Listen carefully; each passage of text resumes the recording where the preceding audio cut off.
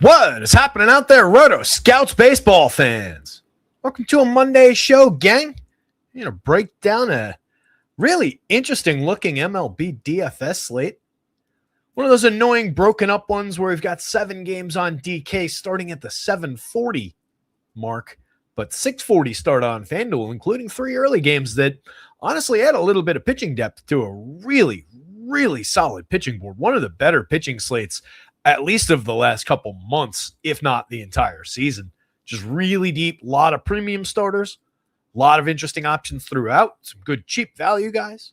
Should be a fun one to talk through. Gonna try and make good time. I was originally thinking I might do like a pitchers and stacks board type of a show only and not get into the game by game, but caught up a little bit, feeling good. Wacky adventure of a day. Let's say hi to some people first. Cujo's in the chat. Clint Wood's here as well. Only a couple people here hanging out to begin this show. Yeah, real adventure, as some of you guys know. I'll tell the guys who are here. Everybody else can catch up in a little bit. But having the no decision of my own, having the place painted, state's got to do lead-based paint inspections in the neighborhood here. So the lady from the state came in a couple weeks ago. Start the show off with a little story time before as people trickle in. So the lady from the state was here a couple of weeks ago to do the inspection. She noticed, I've been living here 13 plus years.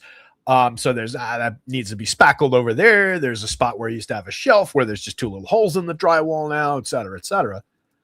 So you're gonna have the entire place redone, spackle all the stuff, repaint the entire place before we can inspect. Which to me is like, when you do the inspection, that way we don't have to go through all that shit and then find out that there's lead-based paint underneath what we just put up and have to redo the whole thing again and strip it of lead-based paint or whatever it is that you do to remediate. But obviously they're not hearing that. They don't have any kind of opt-out form or anything like that for me to sign. So no choice in the matter. Got to have the place painted. As you guys know, if you were around last week, guy didn't show up on Thursday when he was supposed to the first day. Had a court date that he had forgotten about. Friday, guy shows up for work at 8:30, 9 o'clock. Between that and 10:30, 11 o'clock, was in and out 15 times without painting anything. Went to get stuff, took a break, this, that, the other thing. Painted 1 coat of paint on my bathroom walls, and it's maybe 50 square feet if I'm being generous. And a 3rd tile. 1 coat. Came in here. I was doing my work in here in the office. Hey, boss, I'm going to punch out for 20 minutes. Grab a bite. I'll be right back. 2 hours later, shows back up. Oh, boss, I got an emergency I got to go to. I can't help you the rest of the day. I got to go take care of this, blah, blah, blah, whatever. All right, no problem. These things happen. No biggie. Come back tomorrow? Yeah, I'll be back tomorrow. And I actually didn't realize that Saturday I had stuff to do during the afternoon, run up to the Yankee game during the afternoon. And I was like, shit. When I realized it, I was like, shit, the guy's going to be coming. But I actually saw him later in the day out on the street. So I was like, tomorrow, be here 8:30 in the morning like we agreed.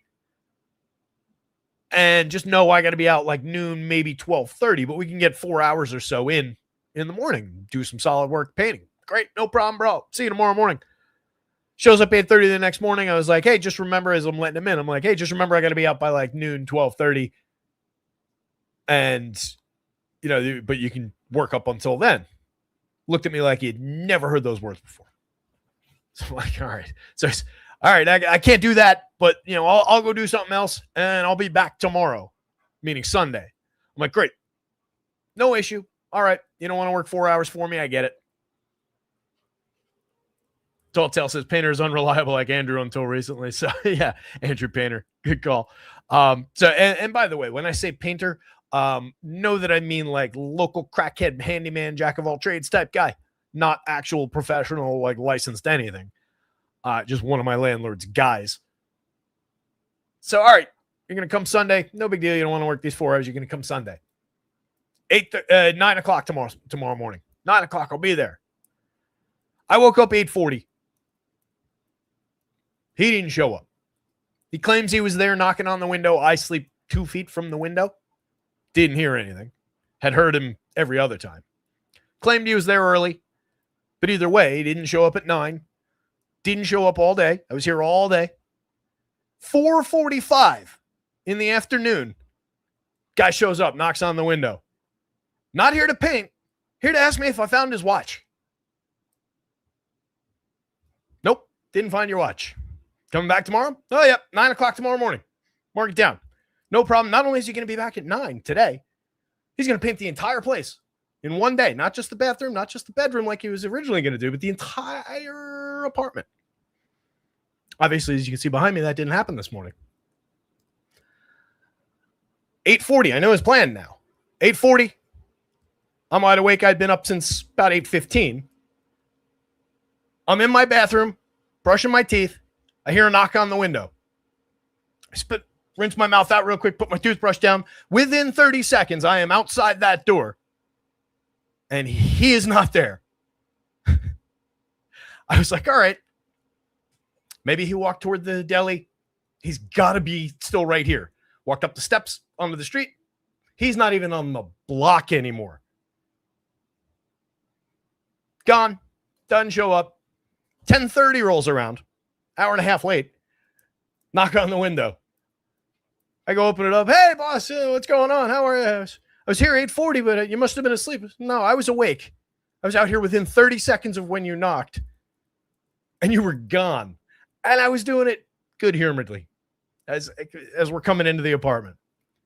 Good-humoredly, just like I just said it. Just like I'm about to say this. I said, I got to tell you, it is, multiple days in a row now. Kind of getting a little pissed off about it, though. We got to get on track here. Got to knock this out. He blows his stack. Starts cursing me out. F you, F Tony, the landlord. I quit. I'm not going to do this. Blah, blah, blah. Grabs his shit. Starts picking up his tools. I'm out of here. You can paint your own fucking life. Blah, blah, blah. Are you kidding me right now? Are you actually doing this? So he starts, oh, you don't know me. You don't know who you're talking to. Starts, for some reason, he goes, you're talking to me like I'm a Mexican. And I was like, what does that have to do with anything? For one, most Mexican folks I know, very hardworking people. Place probably would have been painted by now. I should be so lucky. Fucking racist. So anyway, I'm like, what does that have to do with it? He goes, you don't know me. I used to sell drugs all around here. You better watch your back when you go outside. Starts threatening me in my own apartment. So I go back at it. Kidding me about usher him out here, yelling at him the whole way out. At that point, I was done, obviously. Call the landlord, tell the landlord, yada, yada, yada. So, long story short, landlord wants to come paint himself now. So it'll be multiple days with my landlord hanging out in here, which is always fun for any tenant, anybody who's ever rented anything. You want to have the landlord in your place all day, multiple days in a row while you're living your life. Should be fun. Talk to the landlord about it. It's like it was a new concept. Like, why don't you hire somebody who's actually like a licensed professional? You could literally, if you sent 2 guys here, I wouldn't even have to move my own furniture or anything. They would come in, they would knock this place out in one afternoon. It's not a big apartment. Send one crackhead here. 5 days later, I've got 3 walls and a half a bathroom painted. And my life threatened. Anyway, welcome to the show, everybody. That's my day. Hopefully yours is going well. Stephen Leibowitz, because Terry said I have a unique set of skills. Yeah, that's the phone call I made to the landlord. Tell this fucking guy. Cubs for sure would have been painted by now. Would have been a new roof and a clean yard by now, too. Throwbacks Europe. New week, new money.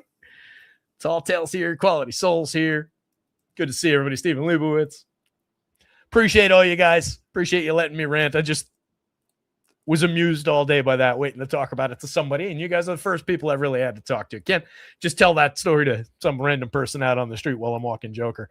But an interesting slate to get into. So let's dive into MLB. We do have to get out of here. 6:40 start time on FanDuel. We'll have us well out before that.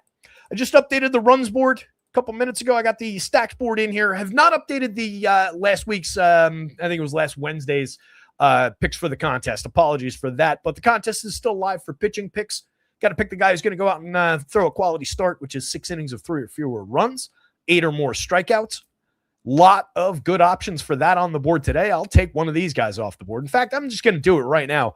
I'm going to take the number 1 ranked starter off the board. I'm going to take Mr. Chase Burns off the board. That leaves you guys plenty of good options to work with, and we should have a couple guys hit that mark today.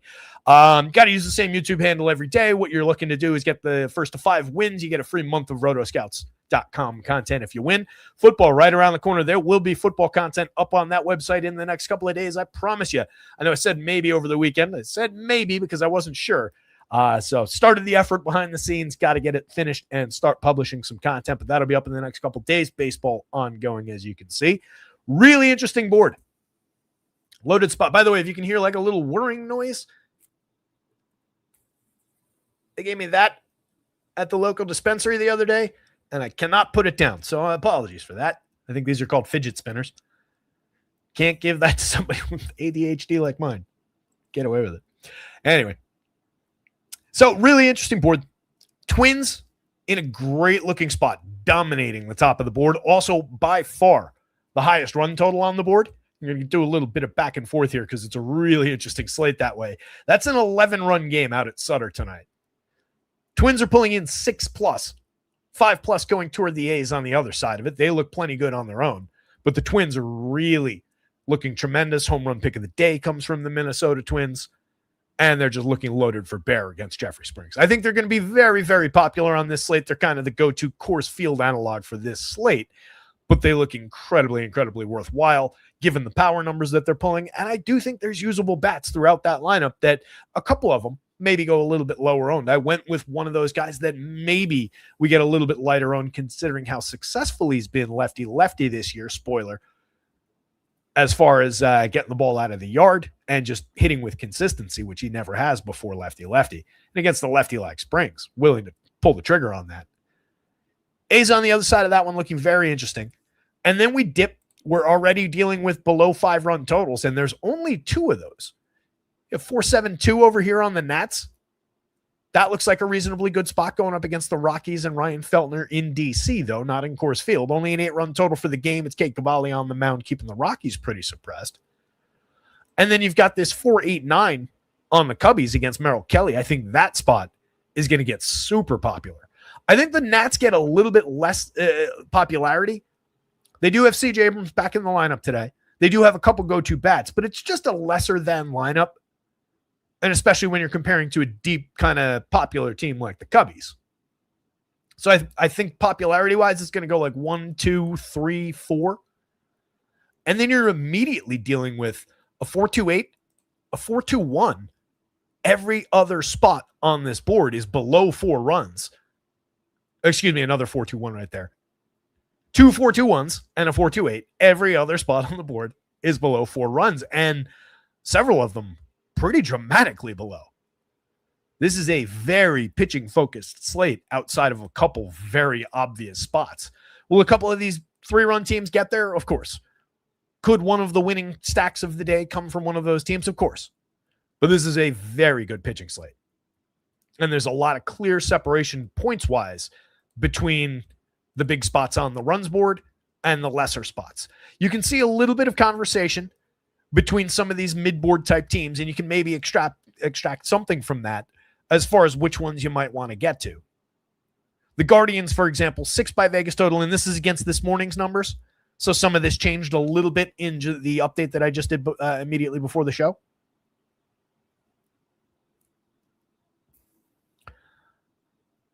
Throwback says, I've been here for over 5+ years now. My bankroll's finally starting to see a lot of profits. Wins more now than LA. Love it.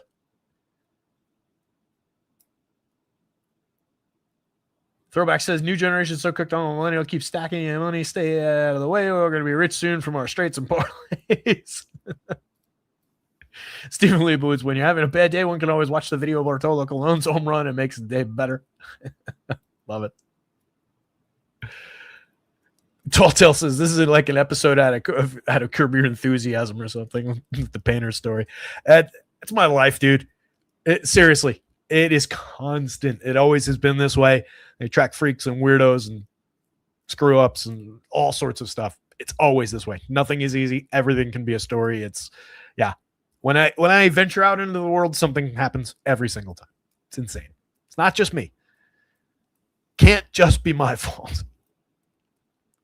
I am the one common denominator in all those stories. I know that, just like Larry David is in his stories, but it can't all be me. Anyway, the guards look kind of interesting. Where I go back and forth on that spot is I really like George Clausen. I'm actually starting George Clausen in that spot, I think, in the Dynasty League. It's one of the reasons I want to be out of here before 6:40 so I can finalize that decision. It's either him or one of my closers. But I think that's a really gettable Guardians lineup. It's not a great Vegas total, but they're destroying the long tail. First at 28% probable of going over 8 runs. First, 13.8% probable of going over 10 runs. I think a little bit of that is George Clausen's short track record so far and how it goes through that Fangraphs game sim. And I think another part of that could be somewhat accounting for George Clausen's struggles with control and command. When he goes bad, it's going to be really ugly. And he had a couple of clunkers like that at the beginning of the year. Went down in the minors, was great, normalized things, found his form, and has been pitching lights out and the best he's ever looked, including his last 2 starts in the show. So a little back and forth there, but if you're looking for like maybe a mid-board type team that is maybe a little bit neglected by the field, I think those Guardians could get interesting around that. So it becomes a bit back and forthy, but where George is projected and where he's priced has him actually sitting in my placeholder lineup now that I absolutely love what I was able to get to with his cheap price on FanDuel. Would use both sides of that equation in lineup in a build with more than 2 or 3 lineups in it though. Twins, Cubbies at the top of the board. Obvious, talked about them already. The Reds are going up against Carson Whisenhunt. I don't love attacking teams in that ballpark out in San Francisco, and I think you could see a little bit of that. Not that their long tail numbers are poor here. They're right in competition with the very top of the board like they should be, but they are a little bit diminished by comparison. I think a little bit of that is the ballpark just shaving down the number of 8 and 10 run outburst type days. But that spot does look very, very good against a rookie who is yet to really find his true form. Carson Whisenhunt has one of the best changeups in professional baseball, full stop, and some interesting stuff. Should develop into a good lefty for the Giants, but has not gotten there yet, has gotten absolutely obliterated in a few recent starts. That Reds team showing a little bit of interesting power against the lefty again, through those right-handed power bats, so interested in them. Nat's not available to you on the DK slate, but looking really strong on FanDuel against Feltner. Definitely a go-to spot there. Again, the A's, they don't really show up a ton. They're going up against Zebby, who has been pretty up and down. He's allowed a lot of power through the season. You can see the A's are pulling 3rd ranked by Vegas total. They're 7th by home run in that diminished lineup. Little help from the ballpark there, little help from Zebby's numbers. But they're not exactly exploding through the probability, relatively speaking, of the smash spot today. Same thing is true with the D-backs. They're going up against Kevin Gausman, solid starter, not really looking to tangle with that spot. I would be, out of all the ace or thereabout caliber type pitchers, including Gausman, I would say I'm the most skeptical about him. And I think the way that the pitcher rankings are, as far as those pitcher projection, just sorting and ranking points, and where his opposing team ranks, I think that becomes pretty clear. Not a great ballpark to pitch in, et cetera, et cetera. But it doesn't lead me to rush off and roster Diamondbacks. In a large build, sure, you'll have a fair portion of them, but it's not a top priority team. Same thing I think is true about the Rangers, though they do show that 3rd ranked value spot on DraftKings, which puts them in the mix. They're showing 6th and 5th ranked spots for the ceiling game as well. They're going up against Jose Urquidy, who pitched really well the other day, but is, via his track record, a 4-5 starter at the absolute best. So it is a gettable spot, but they don't come through reliably. They don't project great outside of a few things that you could pick off there. I think they're kind of in the mix with the Guardians as a solid mid-board opportunity that you can take, hope for a little bit lighter ownership, and pair with one of the upper teams. I wouldn't call you completely nuts for pairing the Guardians and the Rangers, and you've got plenty of upside through the combined long tails there of a couple ceiling spots. But it's thinner than getting to one of the premium teams on the board today. And then we start just colliding with the quality pitchers. Even Kumar Rocker's been very good in spots, but I would call that gettable. Some of those usable White Sox bats are interesting. They're pulling the 5th ranked home run spot, 5th by Vegas total. But again, a little bit diminished against the probability of a ceiling game in those FanGraphs game sims. But that's at least a targetable spot. After that, I like Sandy Alcantara a lot. It's not a pitcher I'm going out of my way for, especially with that just overperforming, consistently overperforming, but inarguably overperforming Red Sox team. I'm not looking to attack Sandy with them. They show up fine in the numbers. If you get some, it's perfectly fine, but it doesn't make them a priority. 12th ranked by home run, 10th ranked by Vegas. The Pirates against Robbie Ray. Robbie Ray can have his downside, but the lefty-lefty of it's going to diminish O'Neal Cruz a little bit. He's been phenomenal since coming back, doing all kinds of O'Neal Cruz kinds of things out there. They'd be much more firmly in the playoff mix if he hadn't missed all that time. But Robbie Ray's vulnerable to the walk. He's vulnerable to the long ball. Between those two spots, the Red Sox or the Pirates, I think I'd rather take the Pirates and go after Robbie Ray than go after somebody like Sandy. You hit this spot for the Rays where, good as they can be, run creation-wise and sequencing and manufacturing, that's not a great tale. And they're going up against Framber, who very much still has the ability to clip power. 17th by home run against the lefty. Not a great spot for the Rays. They're showing a little bit of value that could get interesting on FanDuel. I don't think they're unplayable by any means, but a lot of the time that they beat Framber here, it's much more likely going to be a 4 or 5 run day than it is the 8 to 10 run days. Colorado against Cavalli. He's been excellent. Not a spot I'm looking to attack with one of the worst teams in baseball. Philly against Logan Gilbert. At least you're getting good players and good bats for your money. They're probably going to be under-owned by comparison to where you might otherwise find them. And Gilbert, when he goes poor, does have a little bit of issue with power here and there. Not a problem because he's so excellent in every other way, but every now and then that can bite him, and you know you have at least a couple outstanding power bats for Philly. So at least intriguing as you get down the board, and I think all of that is reflected through those tail numbers. And then just dead zone. Dead zone against Parker Messick, Braxton Ashcraft, Ronner Suarez, Zach Wheeler, Drew Rasmussen, and Chase Burns. All of whom have been mostly terrific through the season. Angels, Pods, Marlins, Mariners, Tigers, Giants.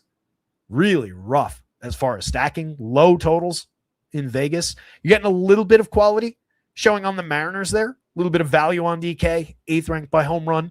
Going to be more important to the DK slate where you're lacking for several of these teams and a couple of the higher ranked options like the Nats, arguably the Red Sox, but I don't see it. That's actually a somewhat piece of good fortune when you're talking about the stacking opportunities. You actually get the top 3 teams. You lose the Nats, but you get that whole middle zone. So you're really only clipping out the Nats and then some lower end teams that you don't really prioritize anyway. You lose a little bit more probably quality on the mound on the shorter DraftKings slate. Jumping back to the runs board here real quick.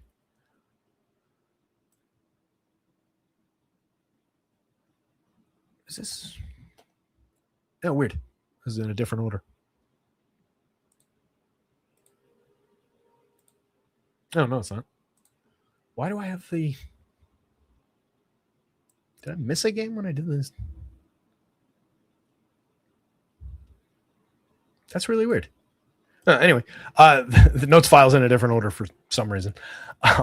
Ronner Suarez against Sandy Alcantara in that first game. Pitcher on either side of that game looks pretty terrific. Sub 4 implied totals on both sides. 3.69 for the Sox going up against Sandy. Absolutely inclined to use him. One of the better starters at just going deep into a ball game. 6+ in most of his starts through the season, so able to claw back anything he gives up for a couple of runs early in the game, especially against a team that most of the time is just scratching out those runs, not going for the big shot. So I like Sandy on his side of that one, and not you. And Ronner Suarez, very playable against those Marlins, and kind of a decline over the last month for the Marlins. The Rays and the Tigers, that's Drew Rasmussen against Framber Valdez. Again, pitcher on both sides of that one. Sub 4 implied totals on both sides. Tigers, 3.59 implied against one of the better pitchers in the game. The only flaw with Rasmussen is you get those shorter starts from time to time.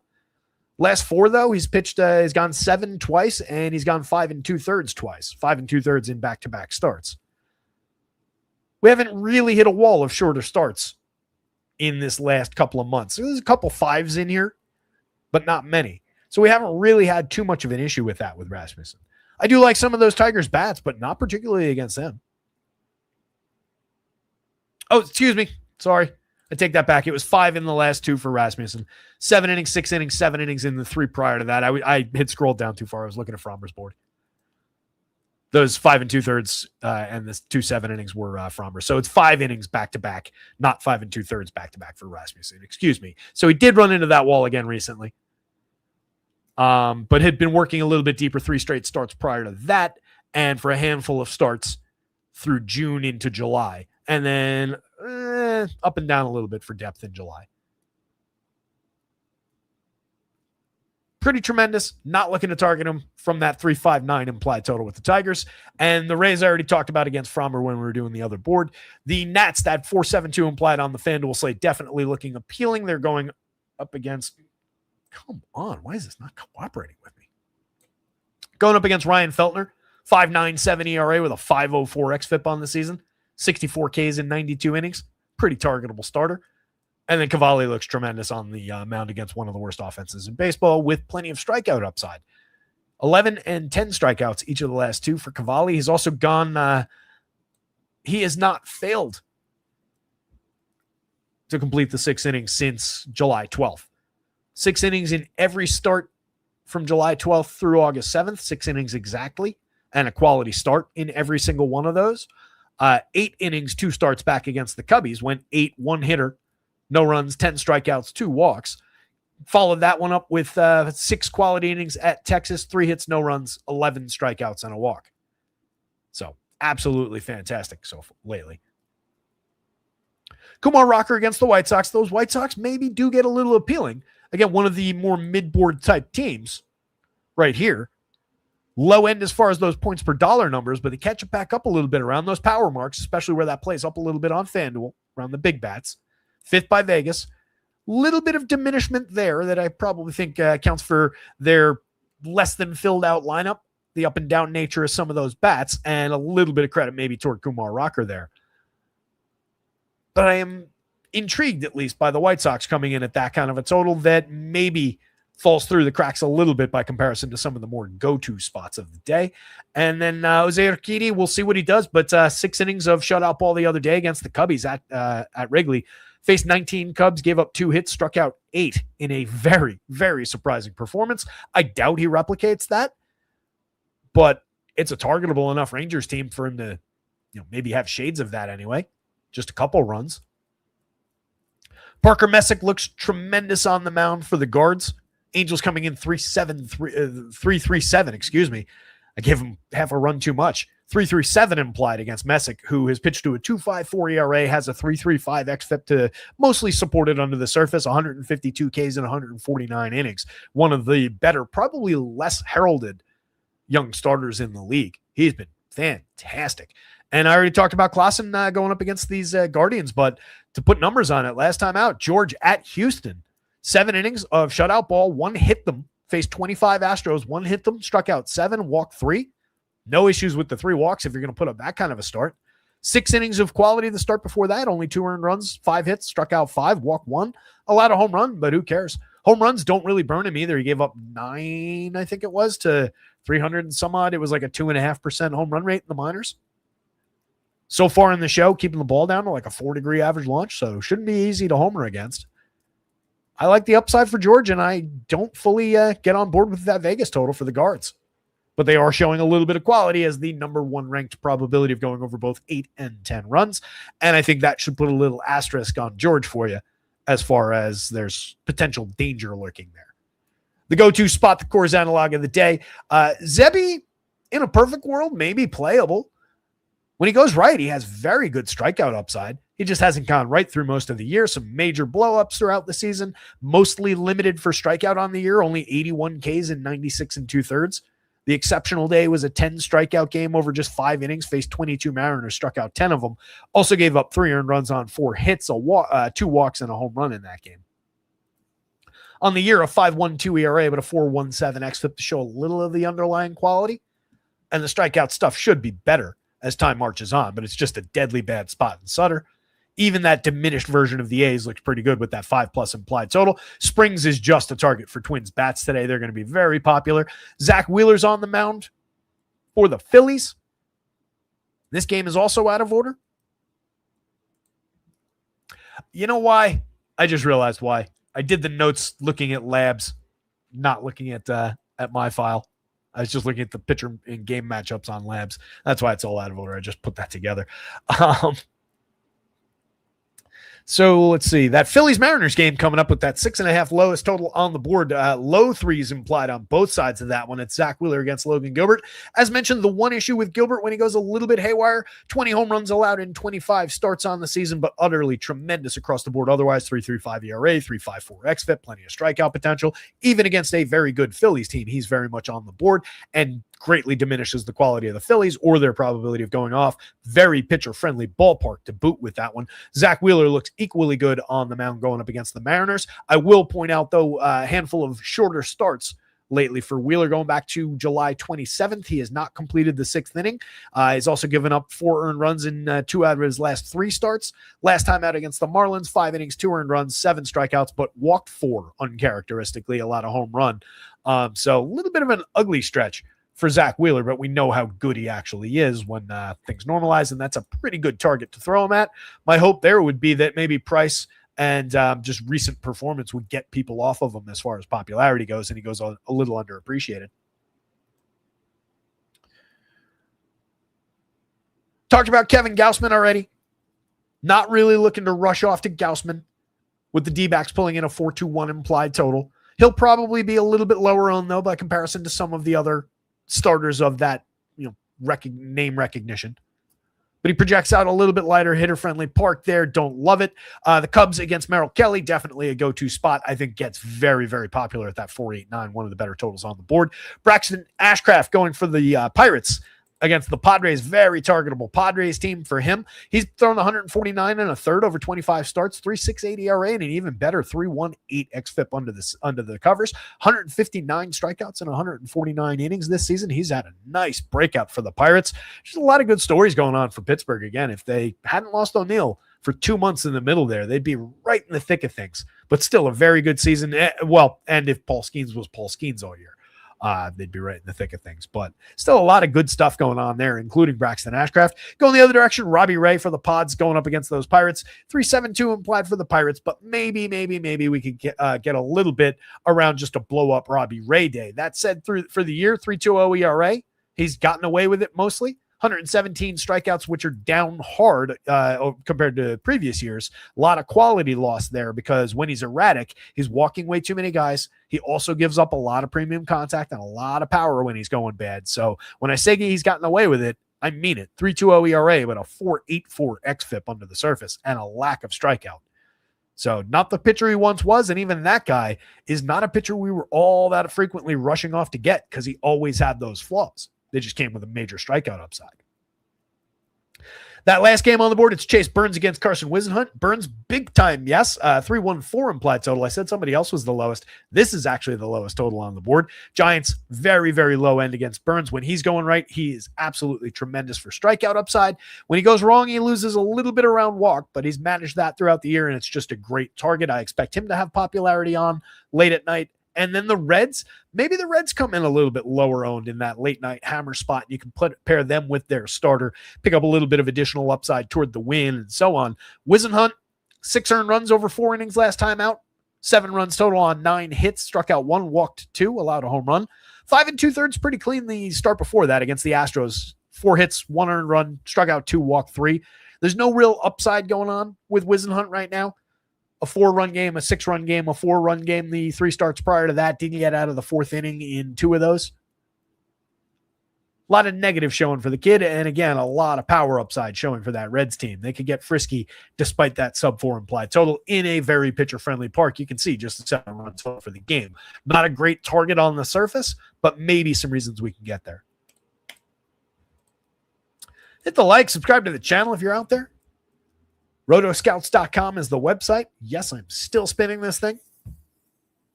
It's a pretty good one, too. You get a nice, solid run out of this thing. You can also put it down, spin it on the desk. It's crazy. Chase Burns, top of your board, 10-4, 11,000. Very, very expensive. Does come with a little bit of an asterisk around the idea that if Walk gets away from him, it could create a little bit of a problem. A couple free passes, long ball. But the Giants are not really primed to capitalize on that, so I'm less worried. Those are reasonable enough prices for the upside that he comes with. Zach Wheeler, I'm not giving too much credit to, or any credit numbers-wise, or too much concern to that recent downward trend over the last handful of starts. Even if you get managed innings, he's got plenty of upside toward these numbers. The 9,800 is a little bit discounted on FanDuel. 10.8 still fully priced on DraftKings, but probably does come with an ownership offset compared to some of the other starters. Logan Gilbert on the other side, full trust, offset by a couple few points on either site for the money, but absolutely full trust even against a very good team like the Phillies. Ashcraft fire away probably gets popular in that spot against the Pods. 96, 10,000. Probably not expensive enough, to be honest. I think I'd rather have Ashcraft in that spot for 96 than, much as I like Cavalli and Messick, for 10-3 and 10-1 against two great targets in the Rockies and the Angels. Both these guys probably end up on FanDuel more popular than him.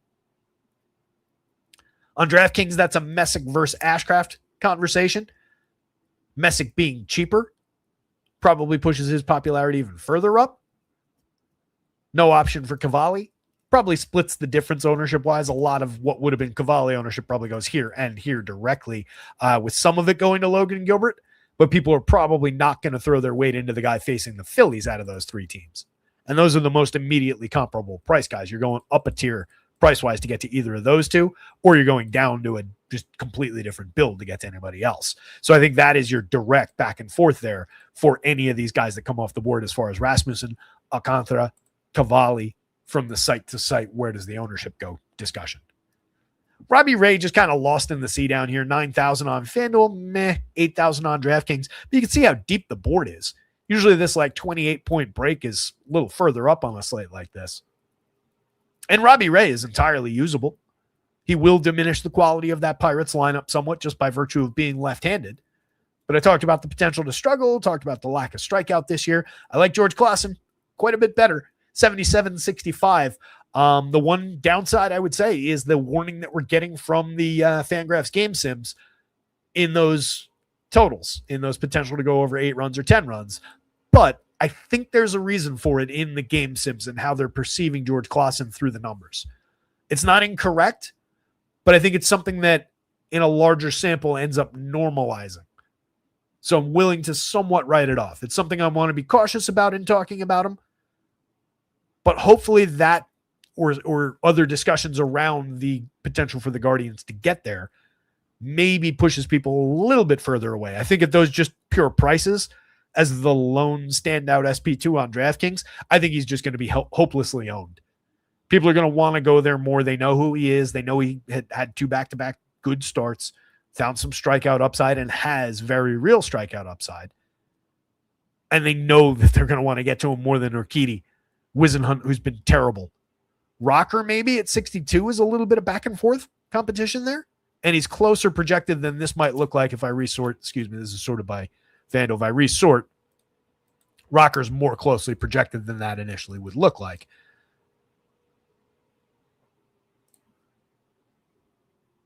But Zebby looking like a target for A's bats.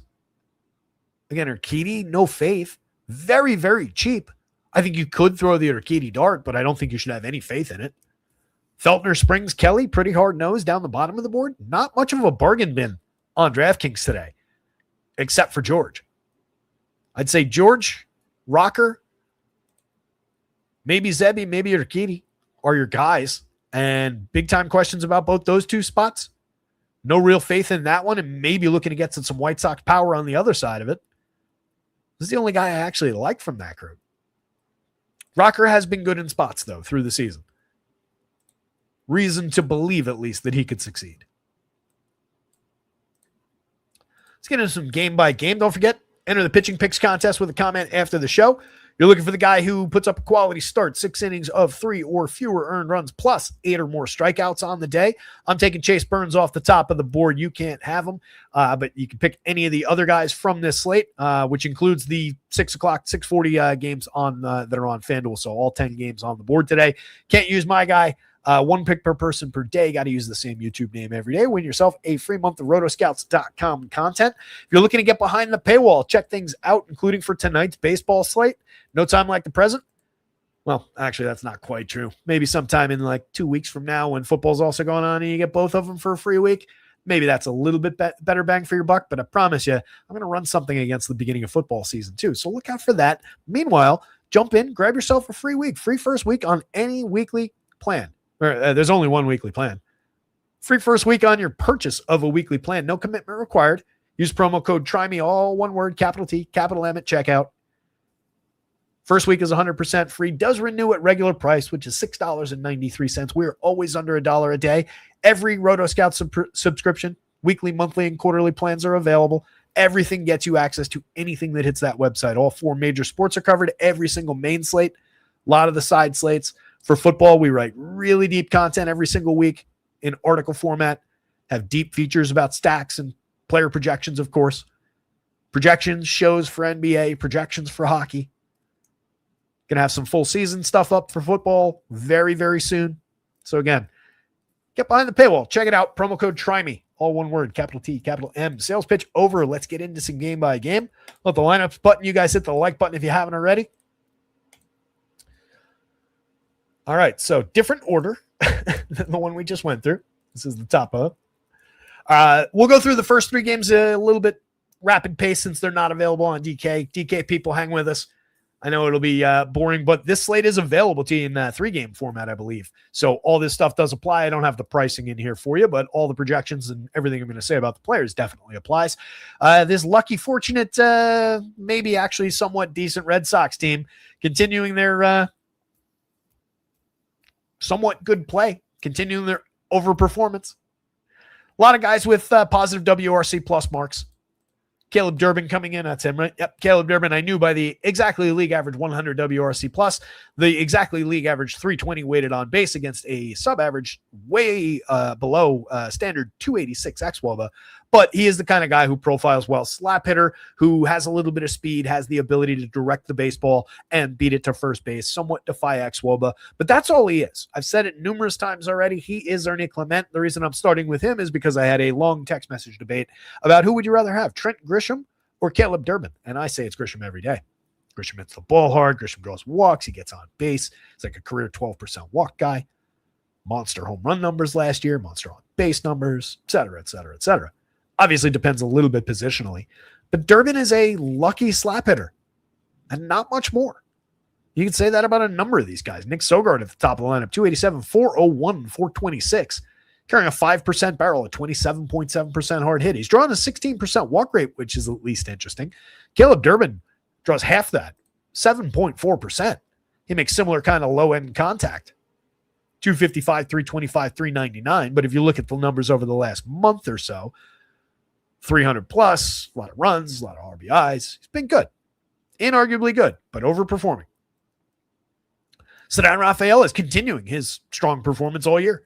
67 runs, 66 ribbies. Nothing predictive about that. A lot productive about that. Nothing predictive. 16 home runs, 17 stolen bases. Counting stats have been tremendous, and he's held up the slash line. The concern comes in around the obvious overperformance. A 343 weighted on base against a 288 xWOBA at some point crashes. It's just we're going to run out of season before it does. He's going to end up having a nice year. You know, some of these guys, you do get to the end of the season, and it was just, that was a good year. You were good this year. You beat expectation. You beat people's projections, performance, etc. Doesn't necessarily make you good. Let's see you do it again next year. Rafael's had numerous years where he started like this and then fell apart. Willie Abreu, tons of power, very, very real talent. 22 home runs, a 335 on base, 345 weighted on base against a 353X. One of the few guys who's actually underperforming. Wilson Contreras is overperforming by a little bit if you're just looking at weighted on base. 399 weighted on base against a 382X. But both those numbers are outstanding. If he was just 382 across the board, you'd be singing his praises. 14.1% barrel, 45% hard hit, 26 home runs on the season. Easily the highest 2 priority Red Sox bats. Then you get Adley, mixer, little catcher value, but you don't need the catcher on the FanDuel slate, just a mix and match type. Jarren Duran struggling his way through the season at 2,900 in the outfield. You just focus on the counting stats, hope for the best as far as any kind of consistency goes. He's giving you way more zeros than you're used to getting out of him, but there is still a quality player through those counting stats. So you just hope for the best, and the price is way, way down commensurate with the performance. Mickey Gasper is skippable, as is Anthony Siegler at the bottom of the lineup. Either one of those guys lands in any given stack, it's fine, but you're not going out of your way for either one of those guys. They're just filler. On the Marlins side, going up against Ronner Suarez. Suarez, 24.2% strikeout. Drawing just a 9.9% swinging that could go up a little bit, find a little bit more strikeout upside, get up over 1-4, but a 3.41 ERA, 3.43 xFIP that basically matches. He's been good at keeping the ball in the yard, just a 1.50% home run rate on a lot of inducing of weak and medium contact, limiting barrels. It is a little bit of a fly ball trajectory at 13.7 degrees. Last year, that was 12.9. Year before, it was 6.3 and 8.1 the year before that. Has trended a little bit away from the extreme low launch angle, but it's still very good at clipping power. Just 86.4 miles an hour of exit velocity on average. That is low. So difficult, legitimately difficult to homer against him. You do have some interesting bats on the Marlins. Heriberto Hernandez has major power from the right side, got robbed in center field yesterday. Was that Jacob Young? Scaled the wall in center field. I don't know if it would have gotten out, but it should have been at least a run-scoring double. They ended up doubling up the runner from first base because he didn't tag. He was on third base by the time the catch was made.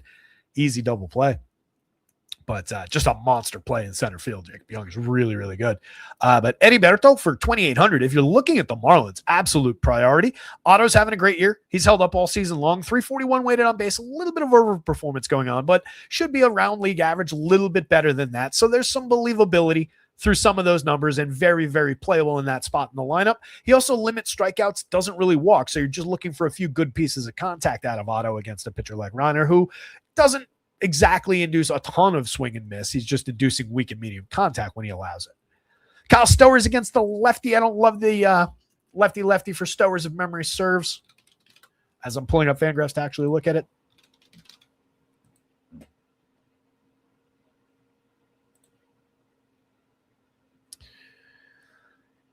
Yeah, pretty bad over 86 plate appearances this year, lefty for the career. Yeah, lefties are bad news for Kyle Stowers. So don't really like that upside. He has a ton of power. If you're building with this team, him for 3,000 as a guy to build in and hope for the best, chase Rounder and get into the bullpen then maybe.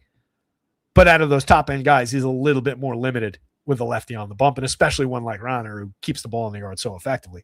Agustin Ramirez has very real power, but that's held in check, just 2.22 in the home run model. Also struggling through his 173 plate appearances this year, not finding nearly the contact he did last year so far this year. Xavier Edwards, just good for bat on ball skills, 285, 364, 382, 19 stolen bases, good at getting to first base, solid table setter. But if you don't have power following, if you don't have guys that are going to be driving the ball against a pitcher like this, more difficult to sequence, more difficult to get those runs. And Jacob Marcy, just a speed-based guy, hasn't found much through the entire season. Javier Sanoa, 279, 317, 424, 102 WRC plus, but low end across the board as far as the quality of his contact, doing actually interesting things for fantasy point production. Esteury Ruiz gives you a little bit of speed-based upside. 360 on base so far, over 188 plate appearances this year. If you give him a more extended sample, that eventually goes away, but the speed is actually incredibly real. So he does give you a little bit of upside as a late lineup asset. Another guy maybe to think about throwing in for cheap from the right side. And then Joe Mack, probably not going to give you much lefty catcher, but a good player at the bottom of the lineup. I didn't talk about Sandy. 18% strikeout. He is legitimately lower strikeout than the other aces, but he usually works so deep into a game that he makes up a couple just on compilation. So easily right there with the top of the board. He's offset by a couple few projection points from the guys who are projected nearly for 40. He's there as we're sorted by the DraftKings spot. You could say there's a cut line there, but perfectly happy to get to Sandy for a little bit of a price discount, 9,700 from the absolute aces. Comparable with Logan Gilbert in a tough spot against Philly. Not a bad option at all. And honestly, it's a tough call. Would I rather throw Sandy at these lower end, definitely, Red Sox, or Logan Gilbert against the Phillies with the legitimate idea of power downside? I don't love that. Sandy, 12.9 degree average launch, just 5.3% barrels, 88 miles an hour of exit velocity, a 2.47% home run. He's been very, very good. 3.46 ERA, does have a 4.22 xFIP, 4.39 Sierra to keep an eye on under the surface, but he's outpitched it. And again, he can typically add a bonus inning on the back end and claw back some points. I think it's Sandy, Suarez, Red Sox, Marlins. Again, pitching focused in this game.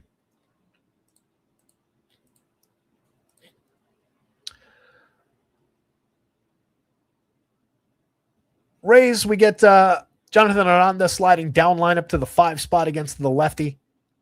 Johnny Diaz in his usual spot up toward the top. Junior in the 3 spot. Chandler Simpson back down lineup. Makes sense with the lefty on the mound. I was looking for him. He's been hitting up toward the top lately after the surge that he's gone under, and I believe the hitting streak is still alive, but a little bit of a downturn with the climb in the lineup, moved back down the lineup today against the lefty. Reason I was looking for him, I just traded for him in the Dynasty League to get a little bit of a speed bonus. Stolen bases looking like a key category. Glad he's in the lineup at all today against Frommer, but I don't know that I really want to rush to get to Rays. 4-run implied total.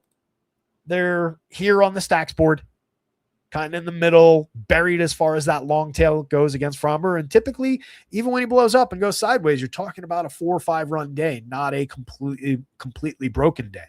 Frommer on the season, a 4.35 ERA, 4.22 xFIP. That's just who he is right now. 18% strikeout is a little bit diminished. 8.8% walk is not exactly great against that strikeout rate, but he does still have his primary attribute intact, which is keeping the ball down. 6.2 degree average launch is comparable 2 seasons past, 2.7, 0.4, 4.2. There are upward trends a little bit, and it's resulted in a few more home runs along the way, but mostly the ball's kept down, and he's inducing ground balls, pitching with some efficiency. Another guy who can pitch deep into a ball game when things go right, but definitely diminished from what he once was. That's also reflected by the $8,300 price tag here. Drew Rasmussen, again, $9,400, great price for him. 26.1% strikeout against 4.7% walk is tremendous. 11.5% swinging strike rate.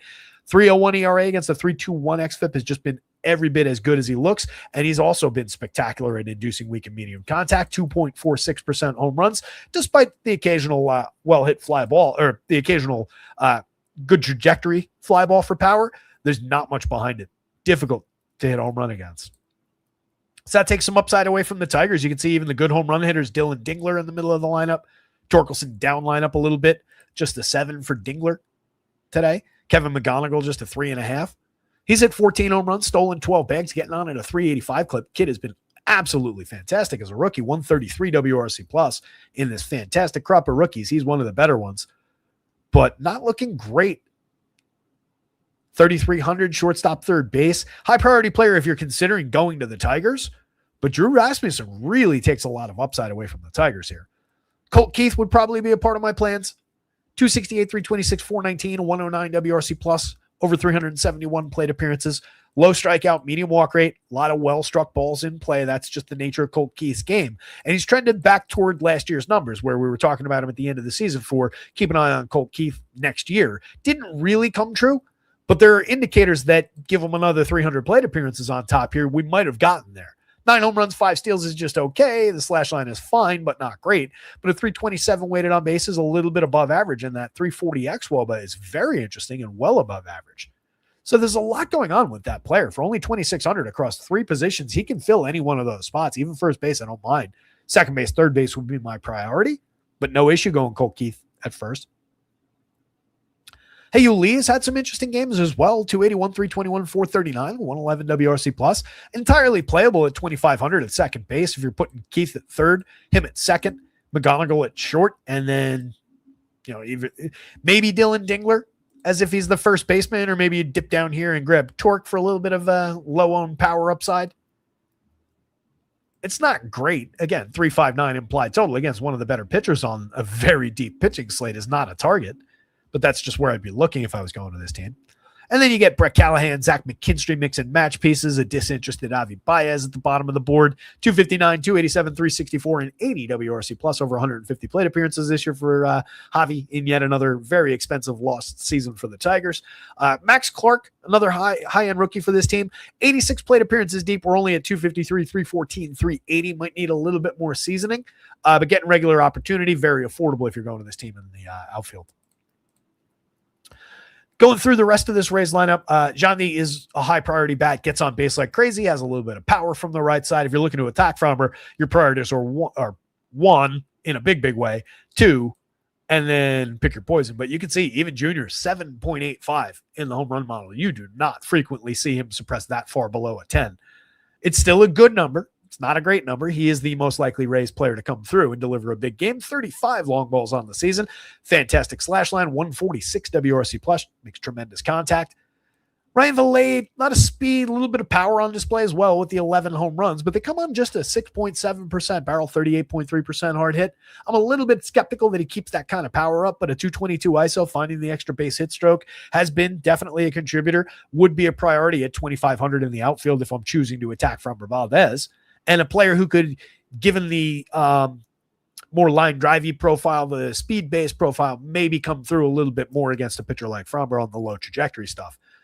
Then Johnny DeLuca, mix and matchy. Aranda against the lefty who checks power a little bit less than ideal, but still very good, very high-end player, draws a double-digit walk rate and always has 363 on base. Not ruling him out by any means, but we hit that positional conflict across the different sites as far as how him, John Lee, and Junior Caminero combine together.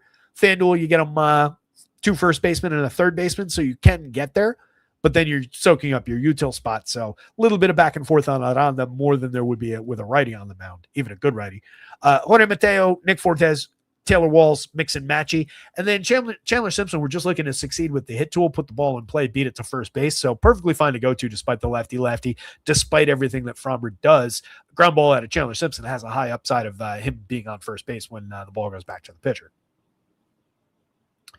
Drew Rasmussen,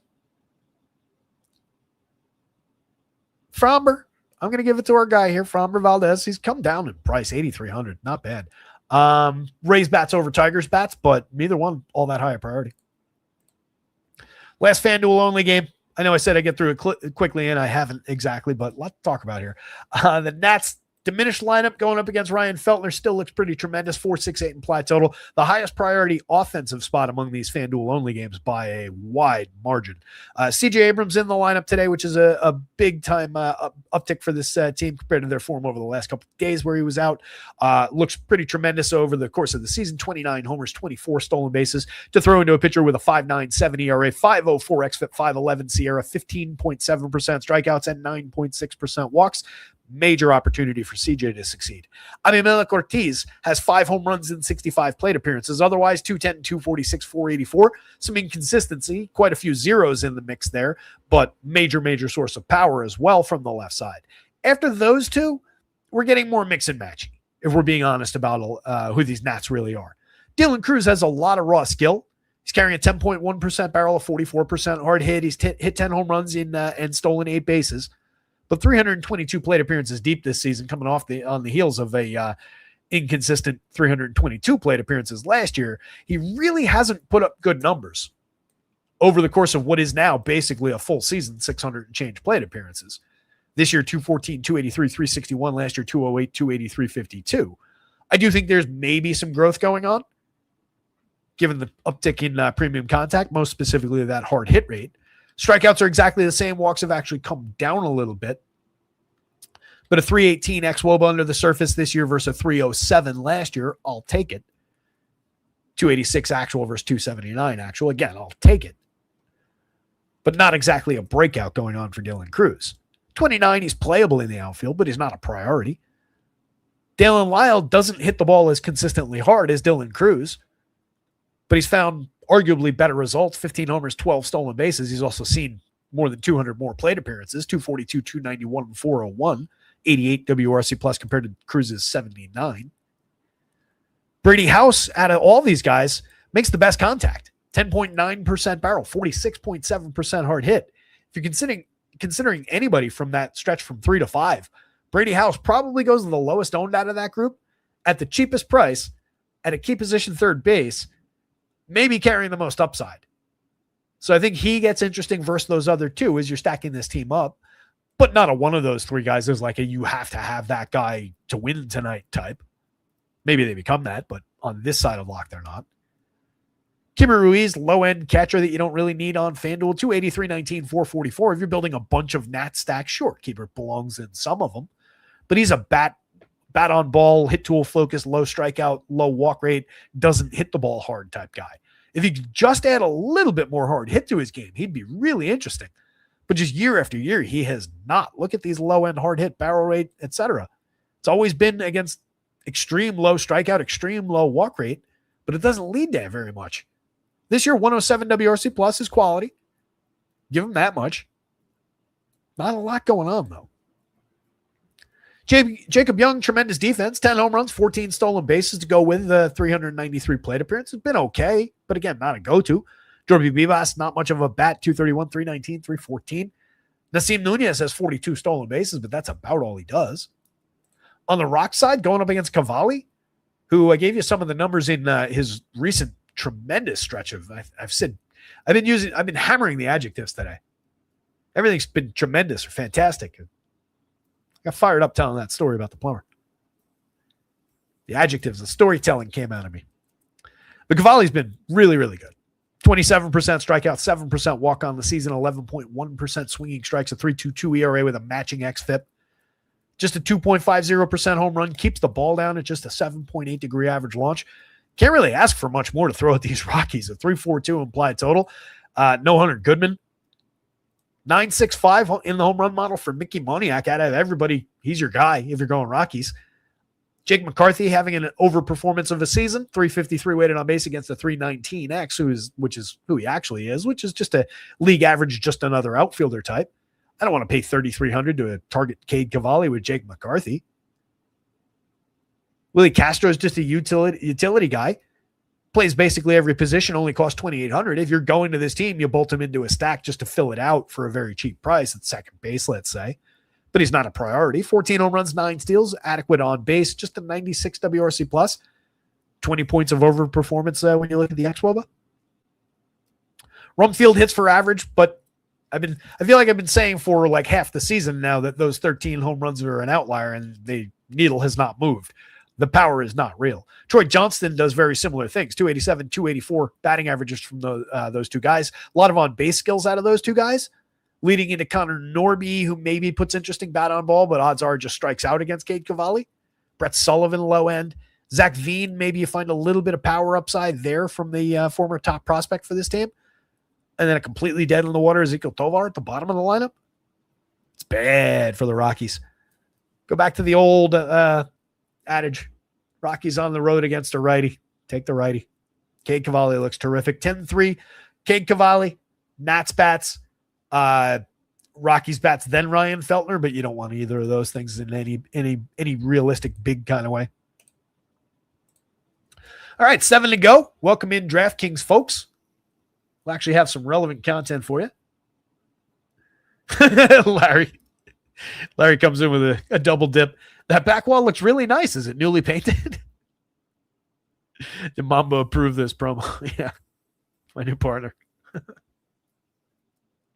I do not know. For the record, I have no idea what any of that is about.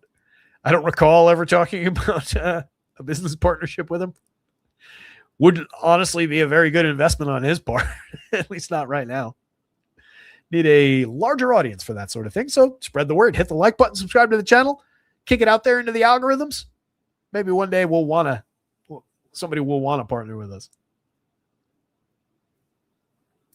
Morgan Wiper does point out Suarez hasn't been pitching deep into games. Yeah, a couple shorter starts for Ron Hare lately. 5 1/3 of 4 run ball, struck out 3, walked 2. But bear in mind, this is him. It's going the other direction. We talked about this last week before his previous start. He went 5 1/3, faced 22 hitters against Arizona, so pitched into the 6th inning in that one, which is a good sign. They sent him back out for the 6th. Prior to that, he had gone 5. But we talked about it ahead of that Arizona start on the 18th. He had been injured. He missed a large chunk of July. So this was him coming back, short outings, rehabbing, getting stretched back out to full starts. Considering that he went back out for the 6th, I would say that's actually completely eliminated as a concern now. So I'm glad you brought it up, but for the other reason, I think we get full depth here, or as close as you can come to it in a game where he's limited. The quality has been a little bit mixed over this run of starts. It's had a little impact on the ERA. Handful of runs in short outings will do that to you. But overall, that is pretty premium upside. That's Ron Suarez that I'm talking about from the Red Sox, by the way. Talking about this game, the Rangers, not the Ron hitters. I changed that up, by the way, for those that listen closely. He came out apparently earlier this year. Said, no, actually, it is Ron. You guys can call me Ranger, but I always said Ranger for him because that's how I was told he likes it. But I guess not. Kumar Rocker, 62-78, pitching okay. 4.46 ERA, a 4.33 xFIP, 4.36 Sierra, kind of commensurate with those prices. Nothing wrong with him as an SP2 on DraftKings at 62. It's a gettable enough White Sox team, 4.27 implied total, but I'm kind of interested in that monster number for Mr. Murakami. Colson Montgomery just under the magic number. If he was hitting cleanup, he would be probably 10 plus. He's hit 27 on the season. Hits at 21 in 284 chances last year. Did hit a cooling off period for sure. The slash line is kind of cratered 213, 291, 430. Needs to find consistency, needs to find quality, but the power is very real and deadly good. Rocker's allowed 40.6% hard hits, 89 plus miles an hour of exit velocity. There's no real problems here as far as contact goes for a Rocker, but he's not exactly a guy who suppresses premium contact or home run power. 3.22% home runs is fine, but it's not good. He's below average as far as all 3+ categories and significantly below average. He does not have one pitch that rates above average by Stuff Plus. Closest is the sinker. So it looks like a targetable spot for the White Sox bats to me, more than a value spot for Rocker.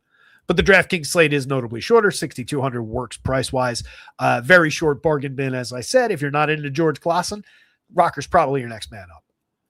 Urquidy on the other side at 55 is in that same bargain bin. 16 innings, including those 2 recent starts this season. Missed most of last year in the show, didn't pitch the year before. Going back in time to 2023, he had a 5.29 ERA with a 5.45 xFIP, 16% strikeouts, 9.1% walk.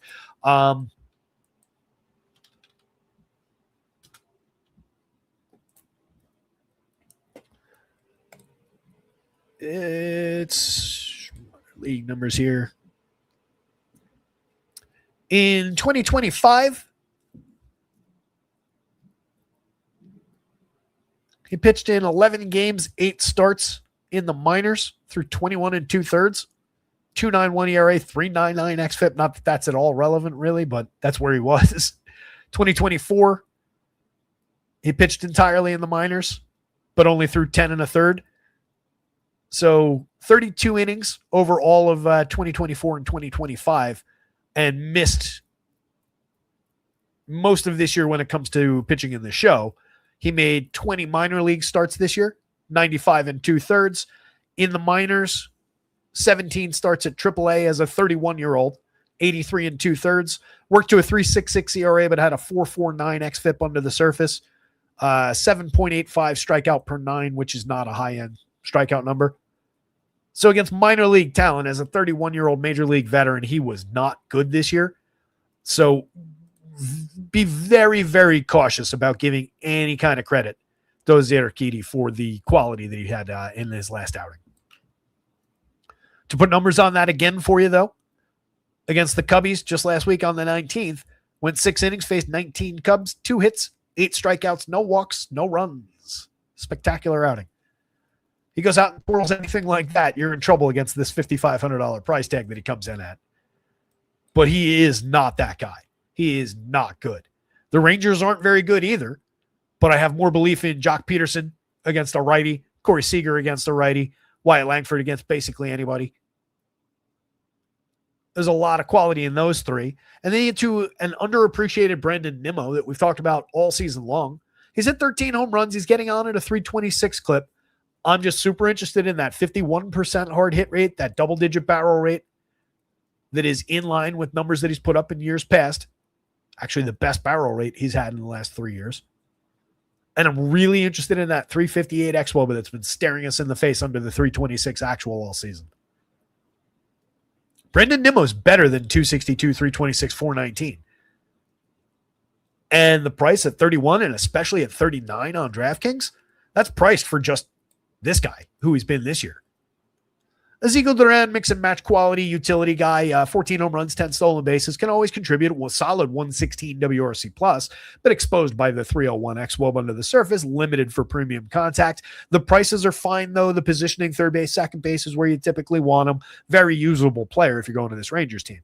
Evan Carter's fairly cheap, 3,127. Known for bat on ball skills, but really not coming through. He's drawn a few walks, but still a 300, below 300 on base. Stolen 14 bags, hit 8 home runs. Sub Mendoza over 371 plate appearances. It's really getting ugly fast for Evan Carter's career here. Jake Berger at 41.29, 21 home runs on the season, 4.96 in the home run model. Not a lot of consistency, but still a lot of really well-struck balls out of Jake Berger. So any given slate upside, if you're just looking for one good piece of contact, he's your man from the late lineup. Elias Diaz, Cody Freeman, just swappable pieces late in the lineup. Sammy Antonacci at the top of the White Sox lineup, going up against Kumar Rocker, no problem. 4,600 is feeling a little bit pricey for what you actually get out of Antonacci. 8 home runs, 16 steals, 365 on base is great. He's more of a correlated scorer for Murder Bomby here. Munataka Murder Bomby. 29 home runs and 415 plate appearances, a 359 on base. I posted it in a little clip of it, I think, in Discord the other day. They were talking about him on MLB Central, and they finally got around to, who was it? It was Joel Sherman from the Post was a guest on the show. He said, You know who Murakami is? You know who he's been this season? Kyle Schwarber. You know who said that in like May? You guys heard it. Guys, Kyle Schwarber. Same skill set. 17.1% walk, ludicrous on base skills. 20.2% barrels, 58.6% hard hit. Monster in this lineup against a pitcher like Rocker. Antonacci gets on base. Murakami knocks him in. 119 WRC plus for Antonacci. Definitely a good pairing, but that price is a little bit high for Antonacci on his own. Miguel Vargas, breakout season. 29 home runs, 12 stolen bases, a 357 on base, a 137 WRC plus. He's been fantastic. I was asleep at the wheel on Vargas coming in. I'll be the first to say it. I didn't think he was capable of this kind of a breakout. Excellent, excellent season. 54-37, fully priced, but extraordinarily playable in this lineup. Andrew Benintendi, Braden Montgomery, mix and match guys through the outfield. Montgomery's career is going to go like this while Benintendi goes down the other direction. Either one of those guys could pick off a piece of premium contact. Benintendi's done it a little bit more consistently over his 390 than Montgomery has in his 256. 13 home runs on the board for Benny, a 102 WRC plus against the 99 that Montgomery's put up.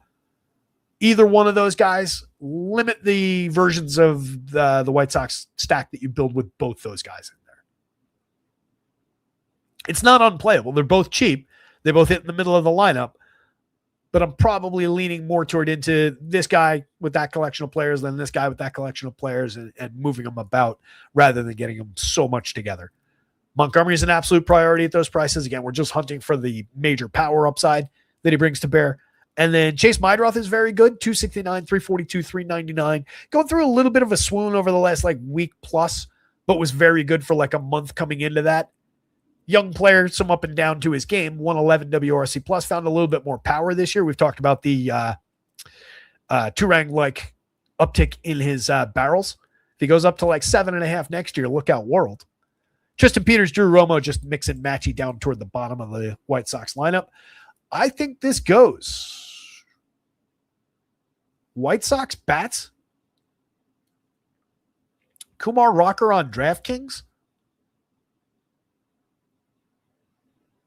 Rangers bats, Kumar Rocker on FanDuel, Jose Urquidy on DraftKings, Jose Urquidy on FanDuel.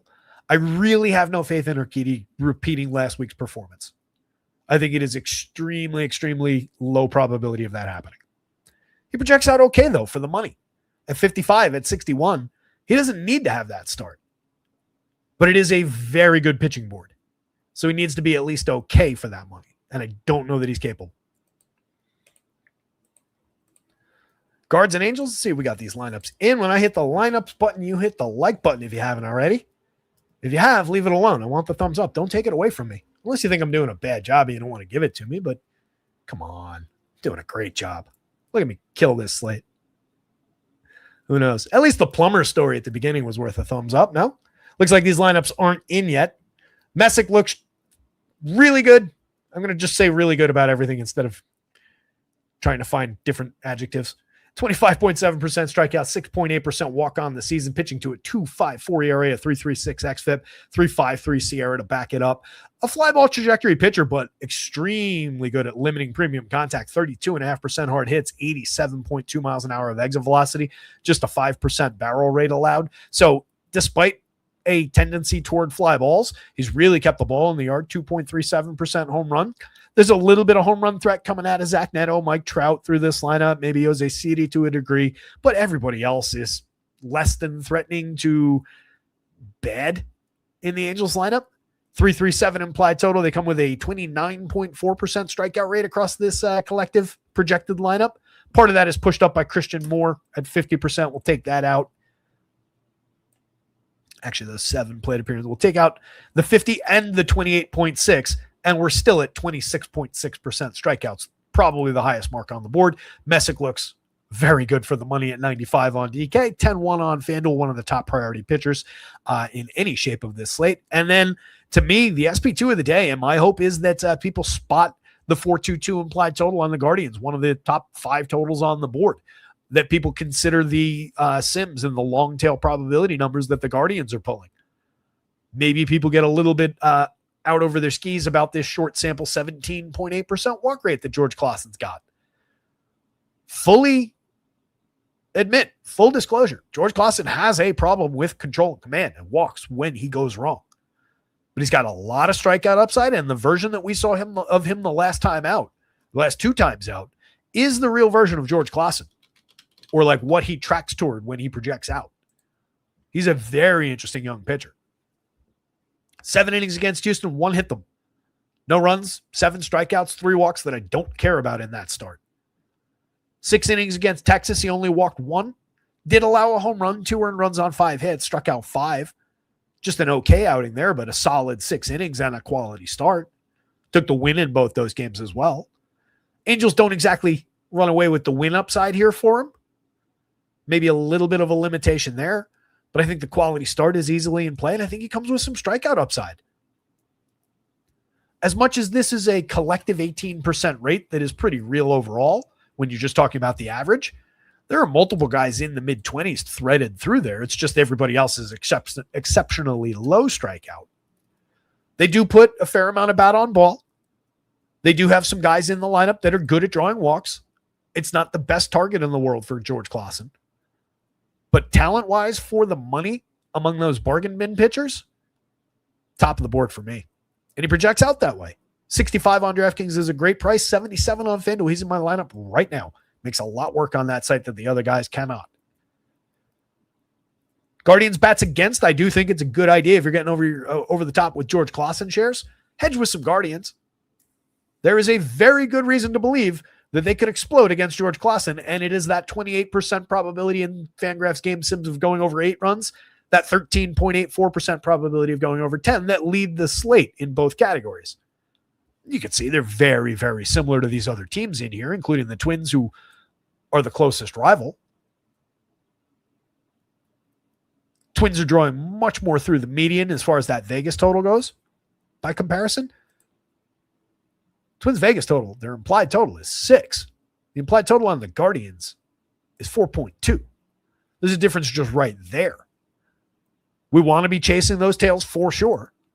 But again, I think this one might be a little bit off, just considering the short sample, the noise around this specifically, that 17.8% walk rate.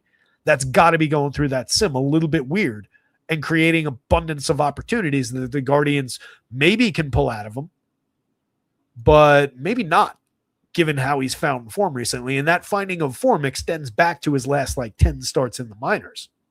So it's not just these last 2 starts I'm talking about.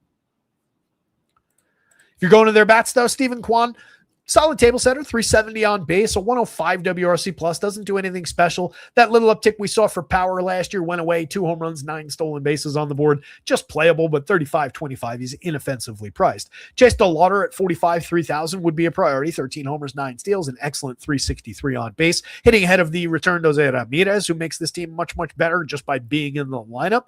5,235, 10 home runs in 29 stolen bases and only 419 plate appearances. You ignore a lot of the rest of the slash line. We know how good he is when he's going right. One of the very best players in baseball. Joey Adell, 3,900, 3,200 with all his power. Definitely a threat for George Clausen. But remember what I said earlier. Clausen, in a very real sense, is good at limiting home runs. Small sample again, but only a 4.7 degree average launch so far. He has allowed a little bit of the barrel. He has allowed a little bit of hard hit and exit velocity. But odds are this is going to keep up being a low trajectory pitcher. Was very good, like 2.5% home run rate in the minors in a bunch of starts this season. So I think that's pretty real. Clipping everybody down, even Jose Ramirez, under even halfway to the magic number. Same thing with Joe Adell. It's not exactly the best collection of home run hitters on that team anyway. Nathaniel Lowe's having a good year. 14 homers, 265, 331, 474, creating runs 16% better than average by WRC plus, backed up by xwOBA. But just a playable piece at first base, not a priority. Priority if you're going to the Guardians, but not a guy who's like, oh man, I got to get to the Guardians because they've got Nathaniel Lowe. Just a guy you find along the way. Anon Janayo is actually kind of interesting. 64 very good plate appearances so far, 288, 344, 390. 111 WRC plus. What I really like, 51.9% hard hits in that small sample against just 10.9% strikeout and 6.3% walk. So we're just getting a lot of really well-struck balls in play out of the rookie. And he is one of the top overall infield prospects in baseball. Only 3,100, get him at second base on DK. I don't love him at short, but if I'm going to this team at 2,700, I do think the quality's there to play him there. Travis Bazzana for only 46 and more specifically only 29 on FanDuel. 46 is actually a little bit bumpy for the downturn in quality. 29 on FanDuel reflects the downturn. 9 home runs, 18 steals, still a very solid 332 on base, still a slightly above average 102 WRC plus, and a lot of raw talent. That is a good young player. So love the upside. I would hope that among people who stack Guardians on DraftKings, the 46 maybe scares some people away here. Patty Bailey, just a mix and match catcher who is a spectacular defensive catcher here to frame pitches. And he's doing his job for these Guardians pitchers, but not much at the plate right now. Petey Halpin, 212, 248, 321, and a 58 WRC plus. On the Angels, if you're attacking Messick, you're taking the 2 big right-handed power bats along for the ride. Those guys are very obvious. Neto's been inconsistent this year, but 22 home runs to lead the team, 18 stolen bases, a 110 WRC plus. Trout still gets on base, 380 on base, has a 381 xwOBA under his 356 actual. The 356 is very good. The 381 is outstanding to shoot for. 128 WRC plus leads this group outside of the 7 plate appearances of, who is that? Gustavo Campero. Vaughn Grissom's just a mix and match guy at the absolute best, that he's really not even that for the money, hitting third. Jose Siri is actually interesting. We've talked about Siri quite a few times over his 168 plate appearances, basically whenever he's been in their lineup. 14.6% barrel on the season, 7 home runs, 5 stolen bases in that limited sample of plate appearances, and has done this before as far as providing interesting counting stats, a little bit of power, a little bit of speed, basically anytime he's in the lineup. That's a quality player from the right side to mix in against Messick. But again, Messick has just been one of the best pitchers in the game this year. Top end lefty. And then you hit a bad stretch of lineup. Ozzy Peraza, breakout didn't happen. Gustavo Campero, that's a 7 plate appearance sample that we can safely ignore for the cheap pricing. Denzer Guzman, not much there. Christian Moore, high-end draft pick, 30 plate appearances, pretty inept so far in the show this year. Does have a very appealing 14.3% barrel and 42.9% hard hit in those limited number of batted ball events across those 30 plate appearances. Maybe you can account for that. You look back at last year, 184 opportunities in his rookie season, 7 home runs, 198, 284, 370. Just was rushed. Just really, I think, just needs seasoning. There is talent here. He was drafted 8th overall in 2024 and just kind of rocketed his way to the show, but probably needs a little bit of work. But this is appealing for that cheap of a price. If you're building with Angels, you just stick him in at second base and hope for the best. But it is not a good target to be building with Angels. Travis d'Arnaud, one of the more sneaky catchers in the game. I'll say that much for him. 2,100, a little bit of power there that we've had on display over the years. Whenever he gets in as a backup catcher, you could always try and pick off that cheap piece of premium contact.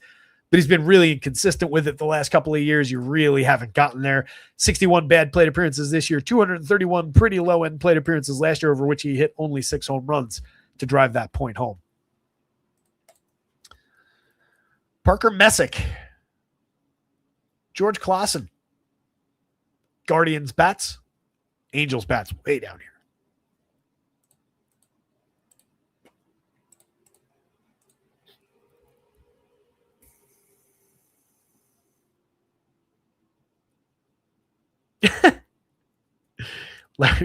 Larry C says, thanks, Morgan. I'm taking my SATs this weekend, so that's a good refresher because Morgan put in a list of synonyms for really good. I got a lot in my head. They come out all the time. I just felt like I had landed on the same 3 multiple times that I don't normally hammer quite so hard early in the show. Morgan stacked against Urquidy that short day last week, and he had 32, still has PTSD. Yeah, that was a surprise. Was I stacked against him that day? I'm trying to remember. I don't think I was stacked against him. Actually, you know what? Maybe I was. Did I have Cubs that day? There's a fair chance I might have been right there with you. But yeah, obviously not the spot to be, but a total outlier, total surprise. Unless he has figured something out all of a sudden that he wasn't doing down in the minor leagues all season. I think it's just a weird little blip.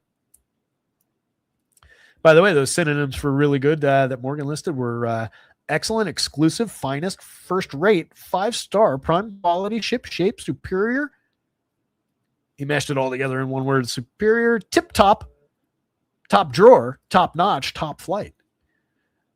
You could extend that list out with another like 2 posts. And if it had been in more readable quality, I could have done a solid like George Carlin type list. You build a little bit of like the meter and the rhythm into it. He was the best at that.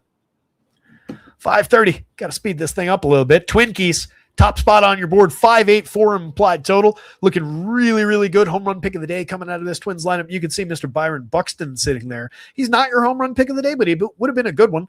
I didn't want to go with the most obvious guy on the entire slate, though. 21.10 in my home run model, more than doubling up the magic number. He's hit 25 and only 399 chances this year, carrying a 16.1% barrel rate into action against the Jeffrey Springs, who's allowing a 9.6% barrel. He's actually been okay as far as hard hit rate and exit velocity on average, but the ball's in the air so much. He has his home games in this ballpark. He had those games in Vegas. It's just not a good situation for Jeffrey Springs and a fly ball pitcher of that degree, and a guy who allows as much frequency of contact. 5.75% home runs allowed for Jeffrey Springs over 23 starts this season. Pitching to a 6.02 ERA with a 5.08 xFIP under the surface. Does get under 5 in terms of the Sierra, 4.97 Sierra. If you're looking for one, not even positive note, but slightly better marker.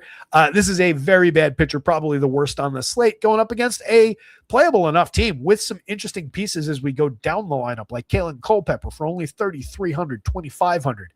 He's had 50 plate appearances, been pretty good, kind of as advertised, 289, 340, 444, 342 weighted on base against a 331X to begin his career, 119 WRC plus. He came with a lot of prospect pedigree. He's paying it off immediately, and you're not being taxed for it yet. I assume more people are going to be looking toward the top of the Twins lineup, these obvious guys, the Luke Keichels of the world in the leadoff spot. He looks very, very good and playable. I like him better at second base for 3,000 than 4,300 in the outfield on DraftKings, where, if we're being honest, more of just another outfielder type talent. 8 home runs, low quality contact actually this year, 3.5% barrel, 29.4% hard hit. Does have a little bit of speed, 335 weighted on base against a 314. xWOB is okay for a guy like him, 364 on base and 14 steals. Somewhat realistic there. Table setter for Buxton, Jeffers, Bell, the guys that follow. Pretty okay piece to stack in, but not a top priority. Probably does get a little bit overowned overall. Buxton, absolute top priority. Ryan Jeffers is really interesting on DraftKings. 5,000 over there. He's 33 on FanDuel. I do want Josh Bell if I'm stacking this team on the blue site. I do want some shares of Royce Lewis for sure. He's got third base, first base, so you're bouncing it off of the combination of those 3 players overall. You have first and third base eligibility on Cody Clemens too, but you can also get him at second. You can get him in the outfield, a little bit more flex there. Jeffers would still be high priority on FanDuel, but I think he's higher where you need the catcher spot. He's 5,000 on DK, but he's kind of earned the price tag. Maybe a little bit of tax, but throwing him up against the lefty here is a good spot for him. 10 home runs on the board, 282, 386, 489, 146 WRC plus leads this team. Underappreciated season. Josh Bell, tons and tons of opportunity-based success this year. 77 ribbies on the season. He's got guys, multiple guys in every configuration that they put. Multiple guys with 350 plus type on base percentages in front of him. So there's just always guys on base to knock in, and he's driven in 77 runs this year in 512 plate appearances. He's been okay across the board, 17 homers, 252, 317, 422. It's an average type player, 170 ISO. But just the opportunity to pad stats in an unpredictable, unprojectable way, but opportunity that he does get based on how good the guys in front of him have been, he is very playable. He comes in at only 45 on DraftKings, 29 on FanDuel. Not getting the credit even for the power that he's hit for this year. Honestly, 9.7% barrel is decent, 41.6% hard hit. Again, average-ish type numbers there, but there's enough quality through there for those prices.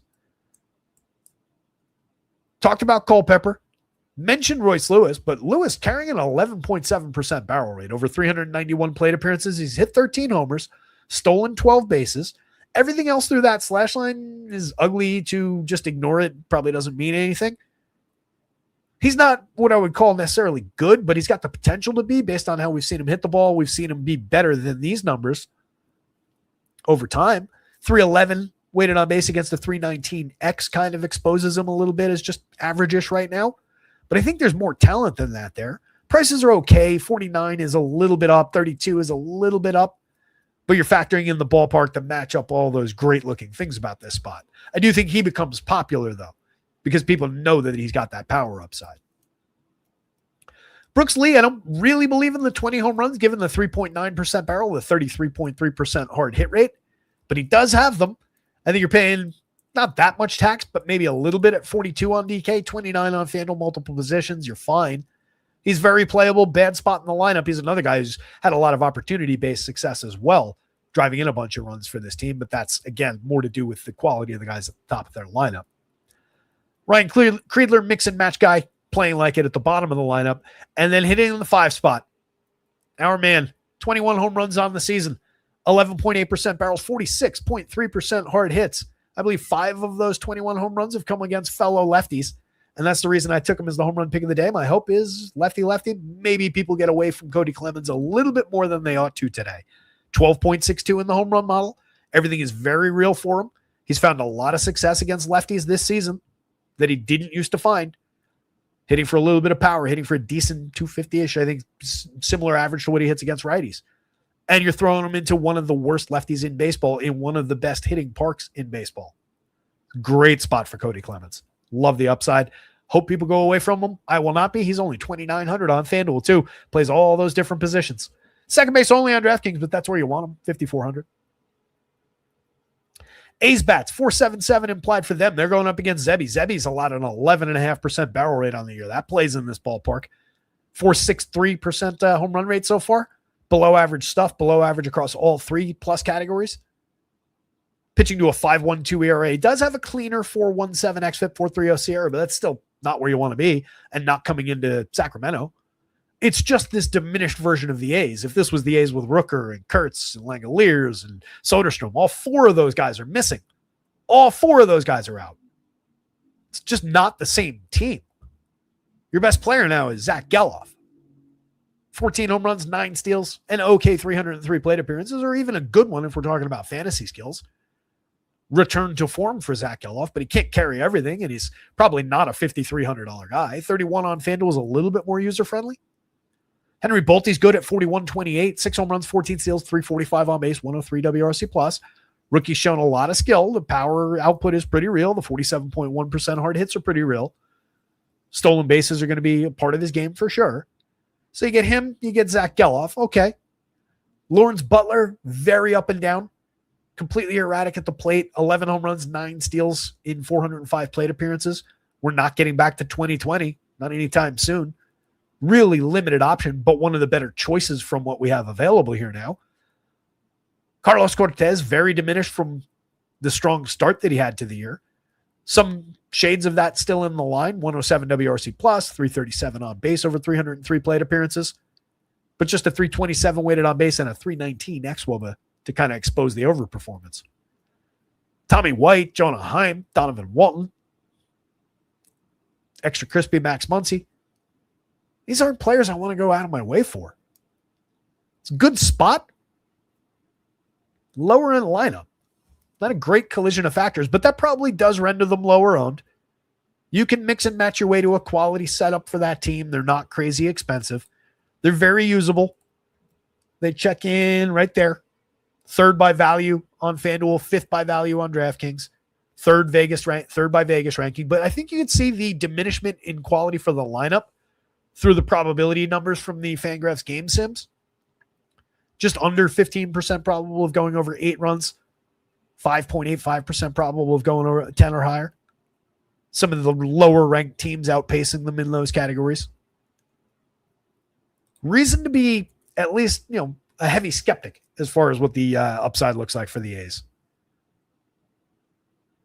But it's a gettable starter. I don't know that I would play Zebby. 57 is very cheap. Just 19.8% strikeouts, all the downside that comes with the ballpark, all the downside that comes with the power that he just allows.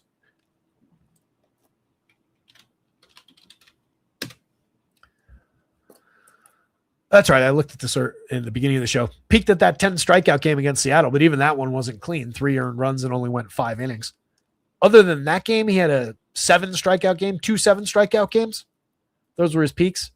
He has gone 7 innings a couple times this season. Not since June 29th, though. Deepest start recently, the 24th against these A's, but in Minnesota. Went 6, 2 earned runs on 3 hits. Struck out 1, walked 3. You don't want that start here. It comes with a lot more danger here. Twins bats. A's bats. It is Zebby over Jeffrey Springs, but do yourself a favor, get to pitching elsewhere. This is, again, just think of this game as if it was taking place at Coors Field. It's an 11-run total. Both teams over 5. Pirates and Pods, low totals in this one, 378, 380. We want to talk pitching again. Braxton Ashcraft, the more reliable, the higher end of these two pitchers, 26.4% strikeout, 5.5% walk, 3.68 ERA against a 3.18 xFIP. He's been tremendous. 11.3 degree average launch, but limits barrels. There is a little bit of power lurking there. Over the line for hard hits, just under our 90-mile-an-hour emergency threshold there. But it's been able to dance around the collision of the exit velocity with the high trajectory or the perfect trajectory pitch, just 6.7% barrels. 3.49% home run, I think, does reflect a little bit of that. But that's probably about right. That, I think, is accurate for where he's been pitching. This team, outside of the breakout over the second half that Nando Tatis has undergone since opening up his stance a little bit, not the best for power. Manny Machado, 24 homers on the season. Jackson Merrill's got 21. There's reasonable upside in going to the Pods against Ashcraft if you're looking to be very contrarian and just play around a short stack of like Tatis, Manny, Merrill. Maybe it's 3-man on DraftKings where that stack is 51 apiece, 15-3. That's not even cheap enough, honestly. Eyeballing it, I was thinking it would come up cheaper. If you 5-man it can probably get cheaper. We throw a strong performance so far this year from Ty France into the mix, and then just a very cheap Jake Cronenworth and just top slice it. Going to the 5-man, it does bring that price down to $45.40 a man, $22.7 total for the 5-man. So maybe it actually, my instinct was to call it a short stack, but I think you have more impact if you go full stack with it, and that makes it less appealing. Cronenworth gets on base when he's going right, but just 314 over 305 plate appearances where most of the rest of his talent has abandoned him. Just 81 WRC plus. Manny, substandard 98 WRC plus, but still has more to give, given the 332 xWOBA under that 310 actual. 24 home runs off the power surge, still making good contact up there. Still a lot of Manny Machado in there. Cheap price on Ty France, given all the success this year. I really don't understand why the prices haven't gone up. 10% barrels, 49% hard hits, 18 home runs, 289, 350, 512, 138 WRC plus. What is not to like here? For these sites, the way they overreact, this is a full more than half of the season now from Ty France, a guy who's been good, not great in some seasons in the past. It's weird that they haven't priced him up. You can take advantage of that. Merrill's just good for the money. 21 homers, 24 steals. Just look at the counting stats. Louis Campusano, mix and match catcher. Gavin Sheets, cheap with a little power upside, 16 long balls on the season, but it's come on very limited contact. That's a diminishment from last year. Not exactly great, but very cheap if you're throwing bats at Ashcraft. And again, Ashcraft does give up a little bit of premium contact on a fly ballish trajectory. So wouldn't completely stun if Gavin Sheets hit a little bit of a surprise to the slate type home run. It won't surprise us, is what I'm saying. Xander Bogaerts, Louis Renifo just kind of mix and match guys down toward the bottom of the lineup. On the Pirates side, going up against Robbie Ray. As mentioned earlier, I would be more inclined to attack Robbie Ray out of all these aces. He comes with more downside, 11.8% walk rate, gives up a lot of premium contact and power. This year it's been mostly manageable, but it's been on an extreme fly ball trajectory. In years past, it's burnt him even more, and there was more hard hit, more exit velocity there. Strikeouts are way down at 20.2%. He's not missing bats like he used to, and he's still putting guys on via the free pass. So a 3.20 ERA is greatly exaggerated. 4.85 xFIP, 4.90 Sierra. That is the true nature of who Robbie Ray is now. I think you can maybe attack with Pirates bats, but the lefty-lefty does check O'Neal Cruz a little bit.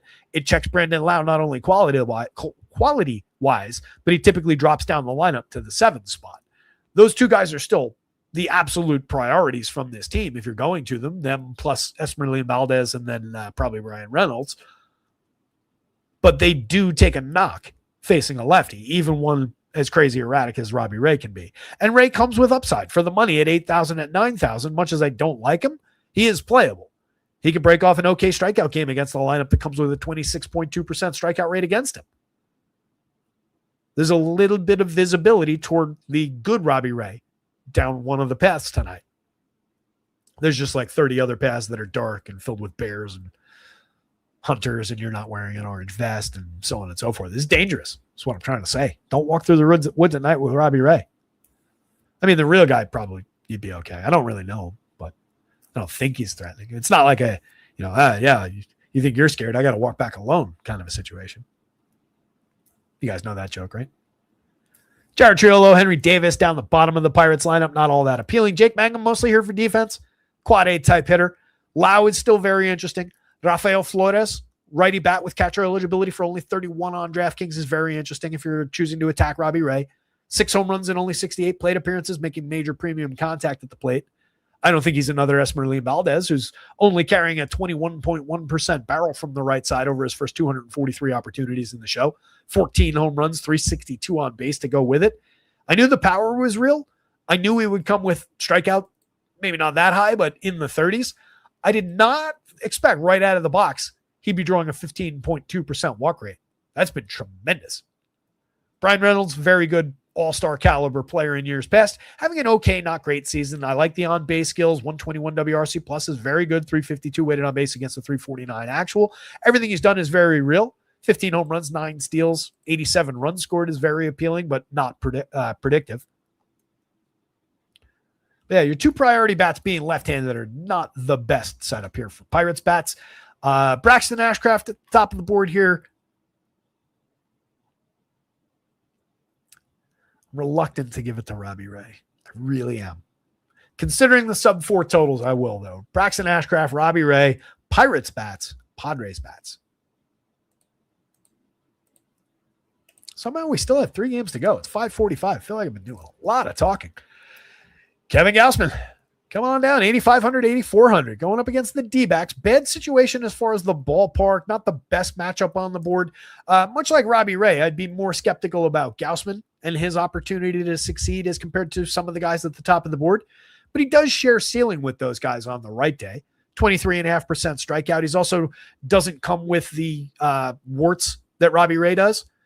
He's okay at limiting premium contact, 7.3% barrels, moderate hard hit and exit velocity rates. Does have that 15.5 degree average launch, so the ball is in the air. You get a little incidental home run power, but under a 3% home run rate. And he has a 12.5% swinging strike rate. He's been better for strikeouts in years past. So there is a little bit of potential for some success out of Kevin Gausman here in a hitter-friendly park.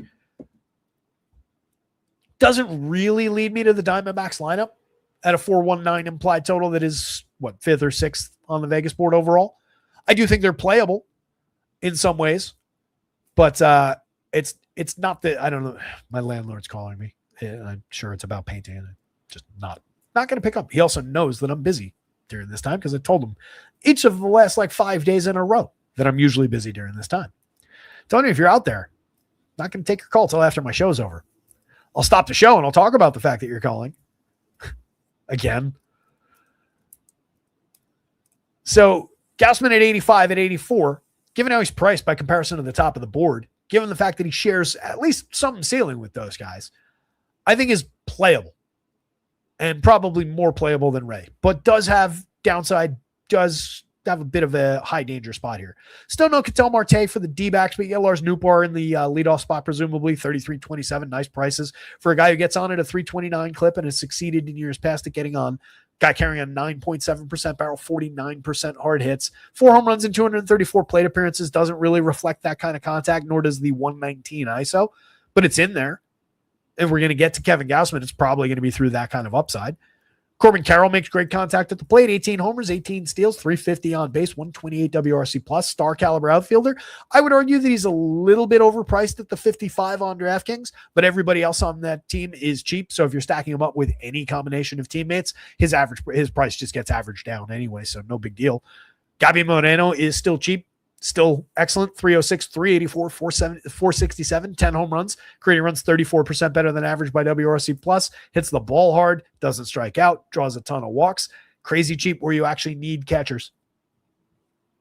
Adaldo Perdomo for 41 at shortstop, 3,000 on FanDuel, 355 on base. Guys just out there getting on base, creating runs, reasonable correlated score if you're going down board for Nolan Arenado, Max Kepler. You guys know I don't really believe in Arenado, but he has hit 21 home runs. He's been more productive than I thought, exposed by that 296 xWOBA under the 331 actual, but he's continued to do it, and he's found enough success to be worthwhile. I don't know that I want to put him in my lineup any given slate. I think there's more downside that actually comes with him than there is upside, but he's gotten there a few times. You're not paying any tax for the success he's found either, so you're okay. Max Kepler's the more interesting of those two bats because I think his power is still in there, more so than Arenado's is. 37-24 from the left side. That said, 124 pretty bad plate appearances out of Max so far. Timmy Tawa, Ildemaro Vargas, and Ryan Waldschmidt are all mixers. Waldschmidt on talent is the best one of those three guys. 232 pretty good plate appearances, 341 on base, creating runs 2% better than average by WRC plus, 7 stolen bases. Gives you a little bit of prospect pedigree for a cheap price down lineup.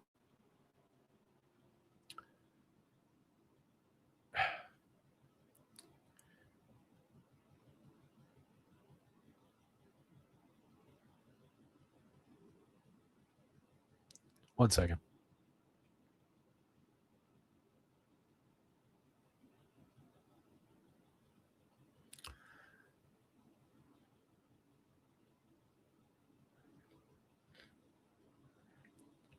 Texting him back.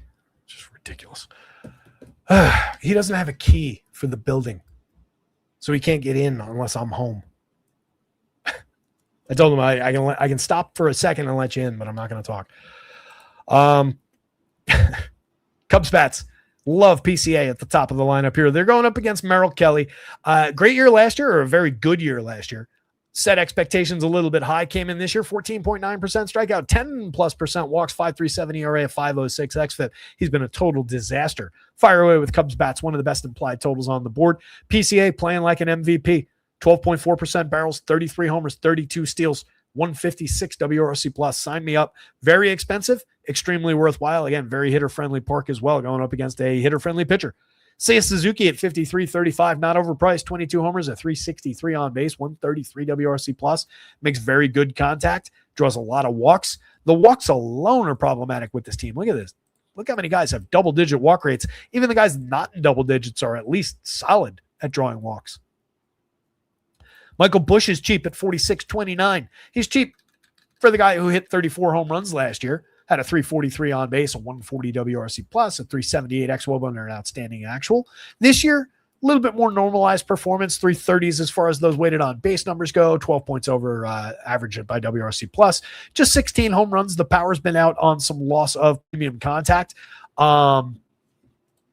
So we've taken a little bit of a dip, but the price has come right down, commensurate with that underperformance as far as compared to last year. So you can still easily go back to Michael Busch, get the big-time lefty power upside against Merrill Kelly, and he's been very good just getting on base, contributing anyway, even with the power downside. Excuse me 1 second, I got to open the door.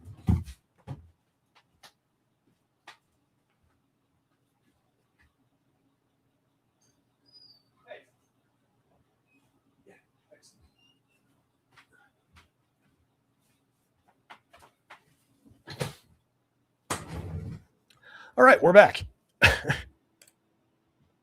So, Alex Bregman, 56. You could argue overpriced on DraftKings. That is getting back up there. 19 home runs. He's having a good year, but not exactly monster power anymore. Limited as far as the 5.2% barrels, 38% hard hits. Has hit 19 homers, 115 WRC plus, still gets on base. He is a very, very good player. And on FanDuel at 31 at third base, that's a great option. 56, I think your hope would be that it knocks a little bit of ownership off around the edges, because that's a very high price for what Bregman's done this year.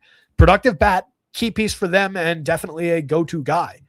But I don't love that price tag. Ian Happ at 43, though, helps offset that. That's a cheap price on him. 22 homers, 327 on base, 109 WRC plus. Ian Happ's very good. Nico, downturn overall this season, but does have 21 steals. Still interesting, especially with the diminished prices in the middle infield. That's a very playable piece if you're going to this team. Pedro Ramirez, 38-27 across sites. Solid 167 plate appearances for the kid so far. Still getting on base at a 343 clip. Down to a 3.3% barrel, but 43% hard hits. He's not been uninteresting. Fills third base. Second base is eligible on DraftKings as well for a really cheap price. So what he gives you is at least a nice little pivot point there. If I can't afford Nico, if I can't afford Alex Bregman, certainly with that giant price tag, shave $2,000 off the price and go to Pedro Ramirez. Michael Conforto from the left side has a little bit of power uptick. 11.1% barrel is not nothing, but it's only resulted in 11 home runs. Low end slash line over 232 chances. Miguel Amaya, just a cheap catcher at the bottom of the lineup. This very much goes Cubs bats. Kevin Gausman for value. Why not? From the middle of the board. We need some of those guys. D-backs right behind him. And then Merrill Kelly, pretty low end. Phillies, Mariners. Lowest totals on the board, 336 implied for the Phils, 321 for the Mariners. Two tremendous pitchers in a pitcher-friendly park. Zach Wheeler striking out 30.4%, 13.5% swinging strike rate, working to a 2.92 ERA, 2.95 xFIP. It's been fantastic this year. Limits premium contact, limits power output. 316% home runs is a little bit high. That's just some oddball fly ball getting away from him. 5.8% barrel, 35% hard hit, 86.7 miles an hour of exit velocity on average. Tremendous stuff, tremendous locator. Just one of the best pitchers in baseball, full stop. That said, has had a couple of shorter outings recently that I talked about way back at the beginning of the show. My hope there would be for the money that maybe that takes people off the ownership a little bit. Maybe some of the other comparable pitchers and other aces on this slate draw a little bit more popularity. Last three starts, just 5 innings, 5 1/3. Couple few runs here and there. Struck out 7, but walked 4 against the Marlins in his most recent outing. But usually, one of your better bets at getting 6+, getting me that quality start. His price is way down at 98 on FanDuel for that upside toward the quality start. Projects in the 2 spot overall. Shares ceiling with the guy at the 1 spot and everybody else on the board. No issues there. Logan Gilbert for 98 on DraftKings. Nice discount. 96 on FanDuel. Very comparable price to Zach Wheeler on the other side. Striking out 26.4 against a 6.2% walk. 13.6% swinging. 3.35 ERA, 3.54 xFIP, 3.47 Sierra. These guys are really, really good. The downside with Gilbert comes around the premium contact. We're over our threshold there. We're over our threshold there on a very significant fly ball trajectory. 89.9 miles an hour of exit velocity is technically a 1/10 of a mile an hour on average below the threshold, but very real 3.37% home run rate. You can see a little bit of power showing for the Phillies side of this around Kyle Schwarber, Bryce Harper, the obvious guys. I think that out of everybody, maybe the quality of the Phillies lineup colliding with the power downside that you can every now and again find against Gilbert makes them one of the more playable, low total, high quality teams. But usually when that goes wrong for Gilbert, as we said a million times, it's a 3-run day, right? He gives up a 2-run shot and one additional run goes 7, finds some strikeout, and is still perfectly fine and doesn't lead to upside for the opposing team, even though they hit the big home run. Even on days where he gives up 2, it's not a ton of downside. His blow-ups are pretty few and far between. So Phil's pretty low end, one of the lower ranked teams overall on the board. Right there, you don't usually see them rendered that far down the board, but they do rank 4th by home run, and they do show a little bit 9th across the potential upside categories. So just be aware of that. There's a little bit around the power. Looking at that lineup, you're obviously prioritizing Schwarber and Harper, the 2 big lefties. Trey Turner, with his resurgent second half, up to 17 homers, 17 steals, good counting stats, 86 runs scored. Still carrying just that 87 WRC plus. A lot of overall diminishment from Turner, but still one of the more playable pieces in this Phillies lineup. 33 on FanDuel is not bad. 48 could be a little bit lower on DraftKings, but it's also not bad with who Trey Turner actually is. Luis Arias, fantastic hit tool. Nice piece for this team, too. He's played well for them so far. 322, 355, 443. Good run creator, 119 WRC plus. Price is right at second base. Perfectly usable. Alec Bohm, first base on DraftKings now at 3,800. Still third on FanDuel, 2,900 over there. Another guy who just capitalizes on opportunity. Look at all the on base that comes with the guys ahead of him in the lineup. So he's driven in 75 this year, despite slashing just 248, 305, 390. 89 WRC plus. He doesn't create runs, but he sure as hell knocks them in. Very playable player who people don't get excited to roster. He's also low strikeout, low walk, so you just get a ton of quality balls in play. For years, or the last couple of years anyway, I've called him the right-handed Vinny Pasquantino because they profile very similarly. We even got our little return to form or uptick in power out of Bohm this year. It's just come with a massive diminishment across the rest of his slash line. Bryson Stott, really playable left-handed bat, third base on DraftKings, second shortstop on FanDuel. I'd want him at second, probably not short, but playable. 259, 337, 406, another piece for correlated scoring upside, a little bit of stolen base potential. Brendan Marsh drives the ball. He also gets on base at a good clip, 17 homers, 11 steals. Has come down from that peak that he hit earlier in the season, as we expected him to, but still putting together a very good 489 plate appearances this year, and the price has kind of come back down with it. JT Realmuto and Justin Crawford at the end of the lineup, just kind of mix and matchy. On the Mariners side, Randy Arozarena, Dominic Canzone, Julio Rodriguez, probably your priority bats if you're choosing to attack Zach Wheeler, but not a great pitcher to attack, not exactly drawing compelling reasons to go get him with those players either. Arozarena has been good. There's a cool stat that was going around. Only 2 players in baseball history, going back to the 1870s, have hit a leadoff home run, followed by a walk-off home run in the same game, then followed by a leadoff home run in the following game. Those 2 players were PCA and Randy Arozarena, both of whom did it in this past week. That's wild. You can go 150 some odd years or whatever it's been and have something like that never happen, and then happen twice in 1 week. Arozarena, 20 homers, 20 steals, great season, 369 on base, 144 WRC plus. Once upon a time, this was like an elite year. Now it's just kind of standard for a good player. Dominic Canzone puts great bat on ball. That's what you want from the left side. But again, it's Zach Wheeler on the mound. Not exactly a great opportunity for him to do it, but he's nice and cheap at 3,200 on DraftKings. They're doing you a favor there. If you're going to Mariners, absolute priority bat. 19 home runs on the board this season, a 225 ISO, a lot of extra base hit upside at him. Rodriguez is cheap at 42. 32 on FanDuel is okay, but 42 is uniquely cheap on DraftKings for his talent. It's a low-end season. It's going to be one of the more forgotten years of his what should be a pretty illustrious career, but still a 107 WRC plus. 19 homers, 16 steals is not exactly nothing, and honestly, it's more production than the average $4,200 DraftKings player gives you.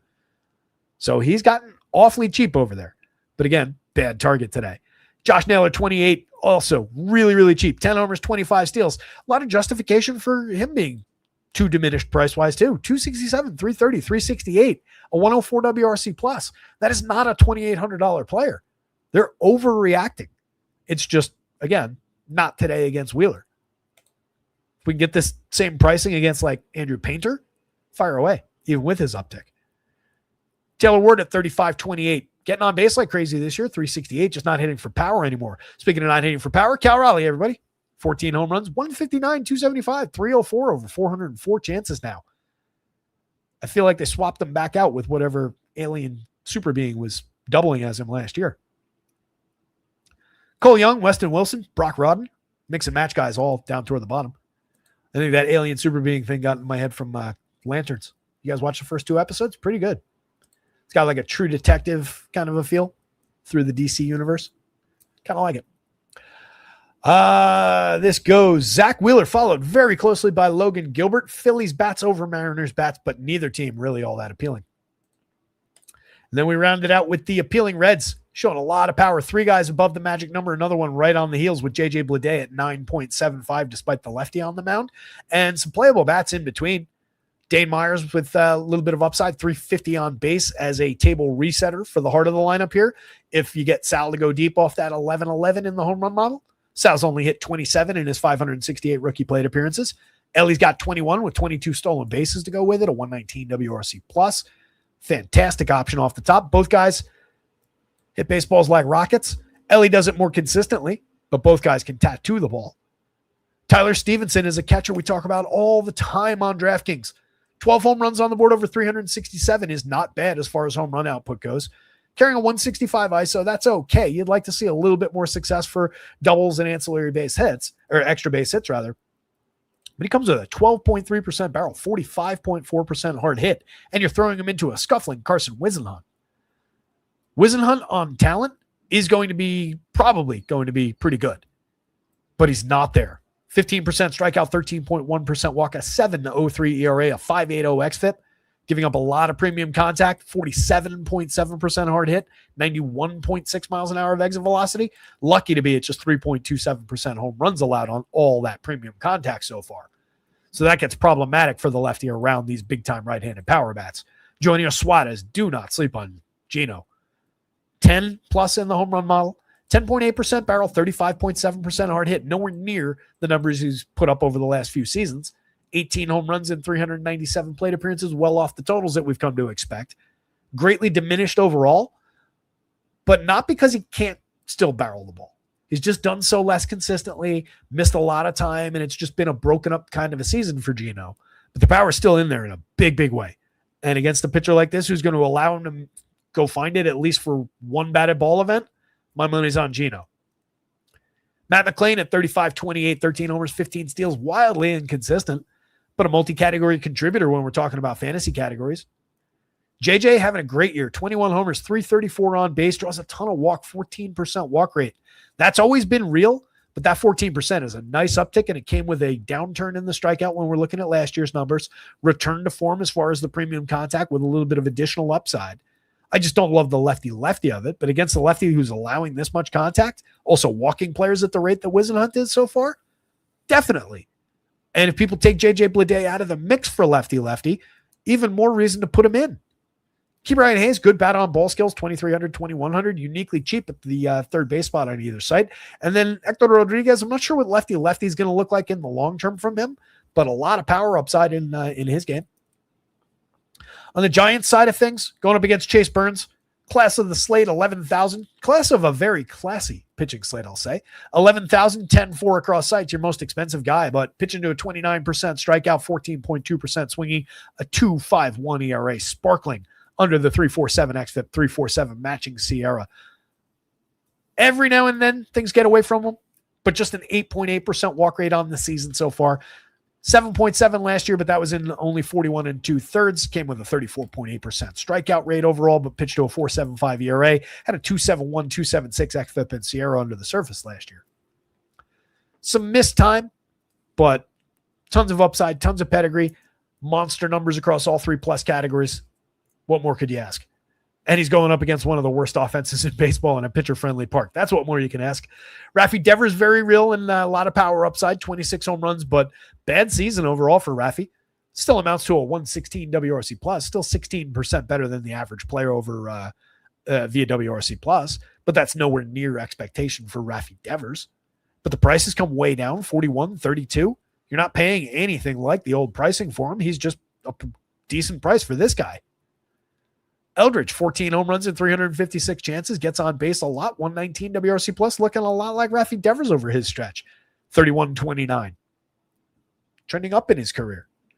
Drew Gilbert, mix and match piece in the leadoff role. Jung-Hoo Lee hits for a lot of average. Table setter, miscast in the cleanup role. Oslevis Basabe, mix and match. Turner Hill, mix and match. Kristen Koss, Drew Kavanaugh, and Buddy Kennedy leave a lot to be desired at the plate. Technically, in 15 plate appearances, Turner Hill is above average by WRC+. Everybody else in that group, in more plate appearances, so far has averaged to a 52 WRC+, so 48 points below average on average.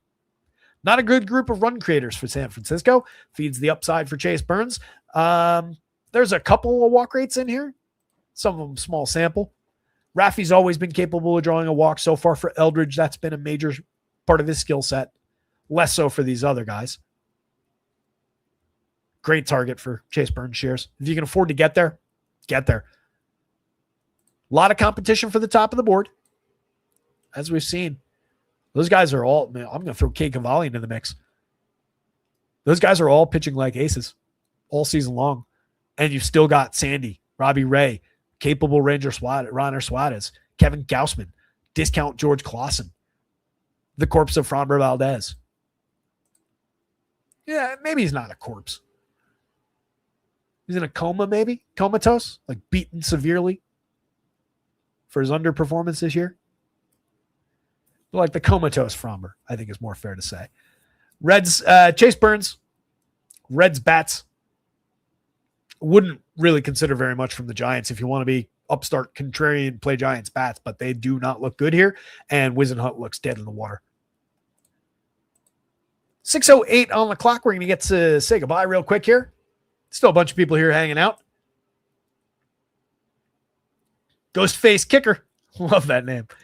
Hit the like button. Appreciate you, buddy. Yeah, hit that like button for Ghostface Kicker. That is a great name. Larry C., I know you're running behind. So sorry about this one, but the Astros are turning into a full-fledged shit show thanks to Crane as their owner is a Steinbrenner light. Yeah, all kinds of mess going on there. Some weird things going on with sports ownership over the last couple of weeks. A lot of messiness. Go figure. Billionaires, not the best people in the world. Who knew? Anyway, gang, excellent pitching slate. Any one of those guys I just highlighted up toward the top, absolute stud. Shorter slate on DraftKings, but still plenty of options from that top crop. Putting together two of those guys, difficult on a slate like this with some of those hitter prices. I think you're going to need to embrace the George Clausens of the world. I think he's going to get a little bit popular on the DK slate. Hopefully less so on FanDuel. I love that $7,700 price. Visible danger, given how the Guardians are simming out. Needs to wrangle the walks for sure. That gets away from him, all bets are off. But he's got the talent to more than pay that price tag off. After him in the bargain bin, no real faith in Rocker. Rather have White Sox bats. Just talked about all the downside that Wisenhunt has had so far. No real faith in Zebby in that ballpark. No faith whatsoever in Urquidy repeating last week's performance at 55. Jeffrey Springs is the biggest target on the slate for bats. So you have nobody really in that price range on DraftKings. You're throwing darts at basically everybody. So I think George Clausen is the class of that group, but good luck. Rasmussen, Cavalli, Sandy, and Ronner, honestly, Ronner Suarez. Primo options on FanDuel that don't exist on that DraftKings board. Any one of those guys is not only usable, any one of those guys could go out and win the slate. And like I said about Ronner when somebody asked, he is trending back toward innings, not away from them. Don't be misled by that game log. Those shorter starts are him stretching back out after missing most of July. He went into the sixth inning last time out. I like his chances to complete the sixth inning today. Are you going to get a complete game out of him? Less chance than some of the others, sure. But for your average start with some upside, he's right there. And his price is way down.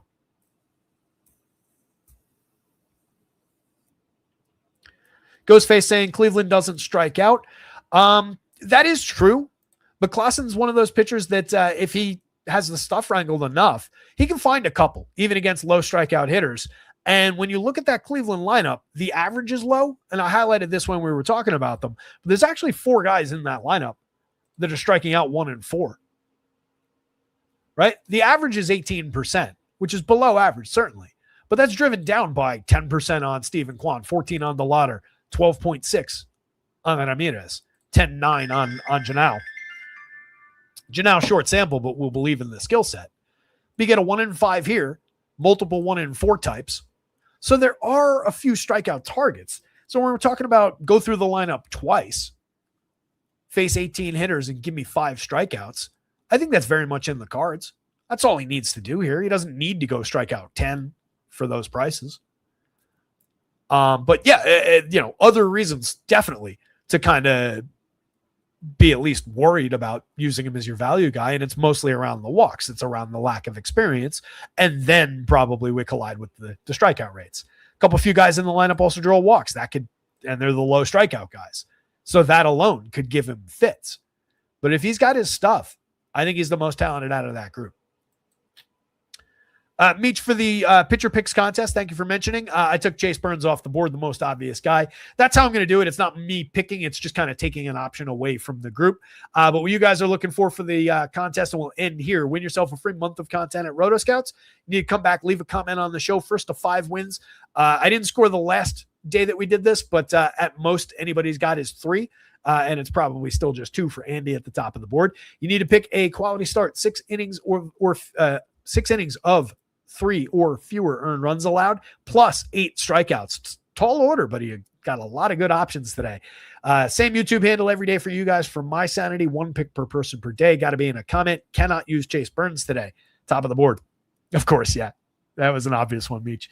Let me punch out. There's your stacks board one last time. Good luck out there. Somebody go win something. Share those results when you do at Rotoscouts on Twitter. Oh, by the way, promo code Try Me. Scrolling across the bottom of your screen for free first week on a weekly plan. Go check it out right now. As soon as the show ends, pull up Rotoscouts. You can check it. You don't need to hear me say goodbye. Go to rotoscouts.com right now. Pull up a weekly plan. Promo code Try Me, all one word, capital T, capital M. That week is free. 100% free. No commitment required. We'll renew at regular price if you don't cancel, yada, yada, yada. Go get them, gang. Good luck out there. Somebody go win something. At Rotoscouts on Twitter or Premium Discord. Share those results when you do. We'll be back tomorrow for more. Later.